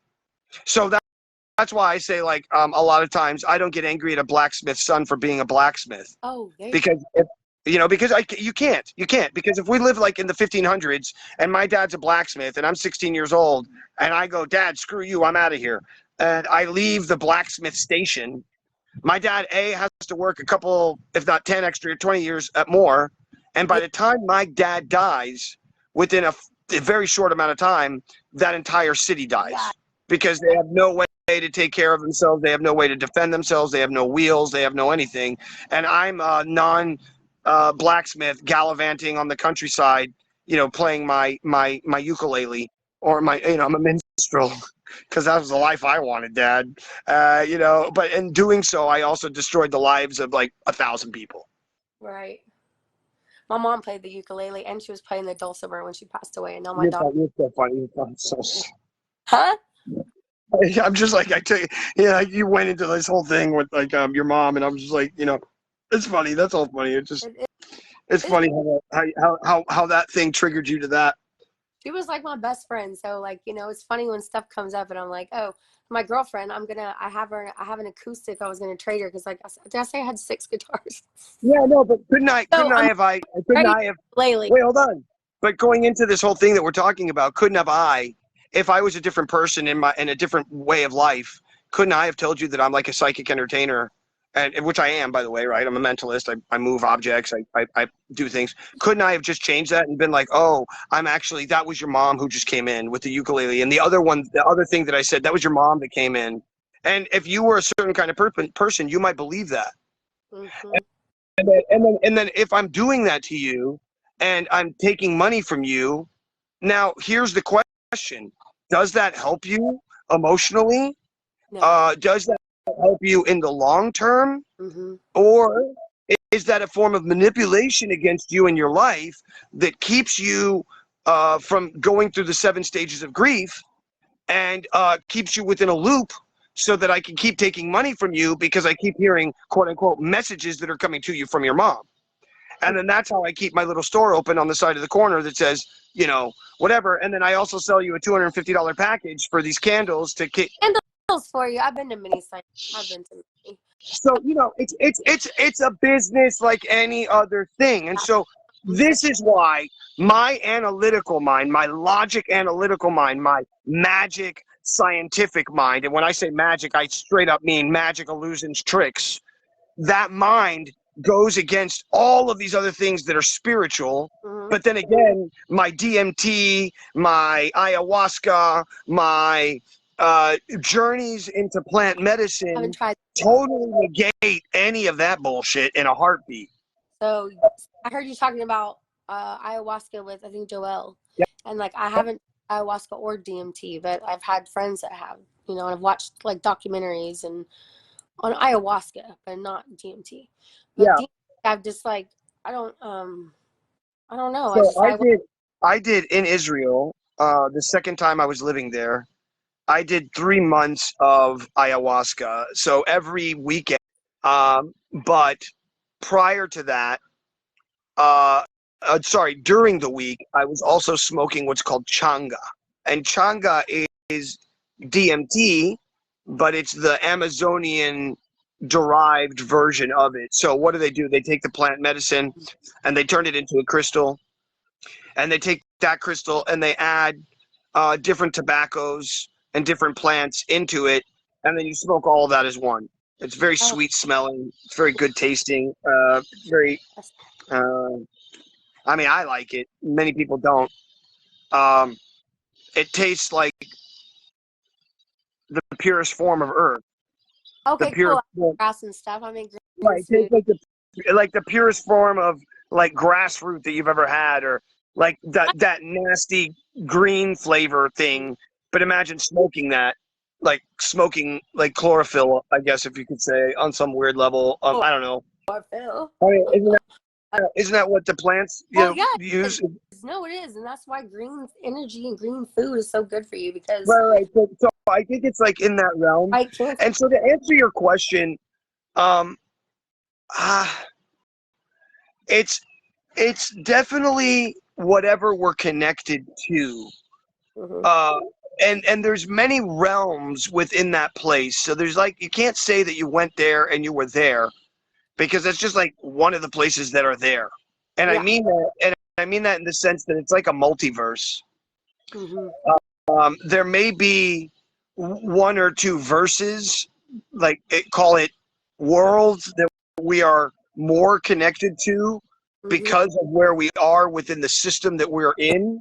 But disconnecting from this realm for that small amount of time and having intention within yourself of where you want to go or what you want to achieve, to learn, is seemingly just a thought away, right? Like it's this very weird. I hear you. It's hard to explain, but it feels very comfortable. The only place I've ever been able to express it is it's like being in my mother's womb, and it's like having memories of what it was like to be in my mother's womb. It feels warm. For It real. feels like there's no thought, Hmm. and it feels like there's no want. Wow. No, I haven't And heard. and yet at the same time, there's also the knowledge that being within a place of no want and perfection in the sense of warmth, or whatever perfection is for you, maybe cold is perfect for you, but whatever it is, that place also lets you know that being there forever isn't the right answer either. Oh yeah, yeah. Let's play short term or something like that. Right? No, more so in the sense that, like, being part of everything is great, but being your own thing is also great too. And it has its own greatness in and of itself. Yeah. Each one has its own greatness. Neither one is greater or lesser than the other. Okay. I.e., neither is the mother or the father. Yeah. Right. Equality and whatever. Nothingness or something. Right. It's duality in its sense of duality, in the sense of duality, and the yin and the Oh, yang, and yeah. the mother and the father, and the male and the female and the male, All that. the all of it. It's all there in front of Cool. you, being Cool. realistic constantly. Yeah, and saying that no matter how deep you go into this thing, you're always going to find me. Mm. You're always going to find the essence of the creation, of the creator, if you will. So look, what is it that you would like to share with everybody that you haven't shared so far? Maybe social media links, or a new project that you're working on that's coming out soon, or tickets that you have to sell to something, or anything like that that people may want to see now, or might see in a bit. I'll just say stay tuned. Stay tuned. 100%. But if not, if you don't mind, then just give everybody your social media links, like where you're more prevalent and all of that stuff, and then I'll click you out in the show, and I'll. But I want to, before I do any of that, thank you so much for coming. Thank you so much for hanging out, and for everybody who stayed even a quarter of an inch of a time to stay and watch this. Thank you, thank you, and thank you. And super thankful for all of you. But yeah, go ahead, do it. Throw it down. Let everybody know what to do and where to go. Zoe. Oh, everyone, hello. She's very shy. Okay. She's like me. She's shy. Okay. Facebook, Laryssa Lee. I mean, like, I don't ever usually have my picture on there. So right now I think, right now I have a picture of Judah. So, and for theirs, like, I don't like Facebook. I know it's a necessary evil. I had to go back on in 2019 as myself when I started doing the social media for the show, All Day Music, KPFT, which recently disconnected from. Okay, well, actually, it was like kind of did a lot of stuff. It's just a lot of politics at the radio station, and I want to do my own. And been having like all these people that want to do shows with me on KPFT, and so I want to kind of do a different format and focus on DIY musicians, local musicians, regional, anybody that's not national or signed up with some big name, blah, blah, whatever, trying to get there, but just aren't. Or maybe they're not. Like my friends Whiskey Dick, they just do it themselves. They have the most badass art on their CDs and they just give them out to everybody, their stickers, whatever. Self-promote. So DIY is what they call themselves. So like that. I want something like there's nothing like, I don't think there isn't. Like there's genres of things on our channel, because we have talk, we have shows about whatever, like people that don't know KPFT, it's like it's whatever, and you have to pitch the show idea, and then when it's time for a fund drive, you have to meet your goal, and if you don't, then bye. Okay, we don't have someone here that can. And so my friend Hank, he's starting this Frequency Radio, which I was telling you, so I'll be doing a show on there coming up very soon. Frequency Radio through 365's internet radio. And I'll be doing national artists, but like I said, it'll be obscure and it'll be like And I love every type of music, so I have to figure out, do I want to play everything? No. Or do I, like, you want to be inside my brain? What's my playlist like? It's all over the place. So I don't know what I'm going to do. I might have different days that are different things, which is what Dave wanted me to do on KPRC. He was going to give me a whole night with just my music. He said, Laryssa, you can play whatever. He said, he used to call me LL, right? He goes, Laryssa Lee, LL. He liked that. Or like double L or people, whatever. I hadn't figured out a name. I haven't figured out a name for any of it yet. That's the hardest I mean, part. I like Laryssa Lee. I think you just go with yourself and just be you. And I think that when you're not thinking about it and you're not stressed, it comes out the best. You know, Oh, that's like this conversation, you were so worried and you were having issues. And yeah. But that was what Diego gave me. Like the guy from ISSA, and he called me. He's like, okay, do you want to be Coach Laryssa or Coach Laryssa Lee? I said, well, I used to teach dance and I was Miss Laryssa and I always thought that was fun. I used to teach little kids how to dance.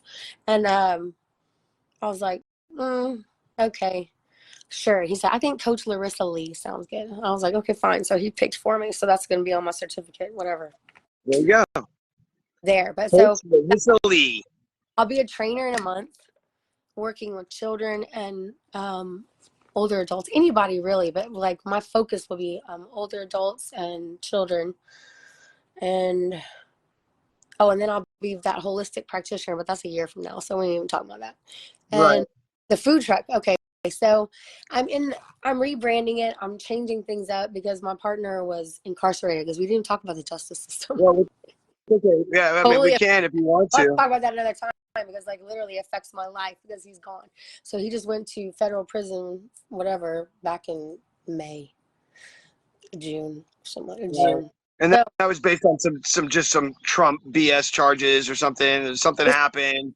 And hearsay. He was involved in organized crime, basically, with immigrants, like trying to reunite families, actually doing good things because everybody hates immigration, and like a system here in Texas, and especially with our governor and putting these like balls spikes. Wow. No, I can't even talk about that. Wow. I want to leave so bad. Like that's why I want to leave. I'm 5th generation Texan. My kids are 6th. I'm gone. Like I'm out. As soon as my son's done welding school, we out. Like we're gone. Like I don't know where I'm gonna go yet. Well, Like Texas is changing into California. Texas is changing into California. All the people that left California have entered Austin and the surrounding areas, and they're bringing in all of the money that came in from California. Look at California, because California right now is absolutely crazy. There's people running through buildings in squads, 40 deep, destroying buildings and stealing all the anything they want. Yeah. Look at the way that they're doing stealing people's cars in the middle of the street in San Fran. I mean, it's crazy, bro. So like, I don't you know, about that. it's what. Yeah, look it up. It's crazy. Like people are like, well, they just created a law in California that you cannot go, you cannot, as an employee or a security guard of an employed company, stop somebody who's stealing from your store under $1,000. So what? Yeah. And so what people do, straight up, you should look it up. It's crazy. So a lot of people go into stores and straight grab whatever they want and then just walk out the front door because the store clerks can't do anything about it. I'm sorry, that's some bullshit. Well, what happens on top of that is that these mobs, these crews of kids, I've seen that happening even here in Texas. They're robbing. They know that the law is under 1,000. Each one of them, 30, 40, 50 of them, grab anything they can that's under $1,000 and run out the store. And so they do $15,000, $20,000, $30,000 worth of fucking stolen items out of a store in 1 minute. That's not good. That's not good. No, we'll have to talk about that another time. No, because I don't want to get on here. But I mean, it's a thing. It's a thing. But that why, we can get into why that's happening. It's happening because of the poverty level. It's happening because of your news sources too. And I heard you say NPR, and I love NPR, and that's actually something I would like to be on. I'd like to go on this Houston media here. Houston Matters is great. Sure, yeah. And I'm sure you could, if you just wrote to them. Well, next semester, like I said, I'm gonna take those classes at Alvin, because Alvin has and then they have radio broadcasting. It's the only one that's close, and Alvin's like 15 miles from me. It's like nothing. Yeah, and also So the U of H, their main campus is where NPR is actually at. Oh, well, yeah. That's what I was saying. My dad used to do the phones there. My dad was a phone man, Right. sold parts at high-low and stuff. He learned a trade, and he like did the phones for the fun drive at Channel 8. And so like he'd be there in the background. Me and my mom would be watching. Oh, the phone's falling. Me and my mom would watch it, and he'd be like waving at us, and behind all of the little people were taking us. Yeah. Yeah, and maybe I need. Well, Laryssa, I want to say thank you so much for coming on today. I really appreciate you. We talked for a really long time. For somebody who didn't want to be on camera and didn't want to be here, we talked for like, I think 2 to 3 hours. It was pretty long, So actually. embarrassing. So no, it's not. It's amazing, and I'm super thankful. I'll cut you out now, and I'm gonna end the show. But once again, thank you so much for being here today. Watching if I just go on to Facebook. What you say? Yeah, no worries.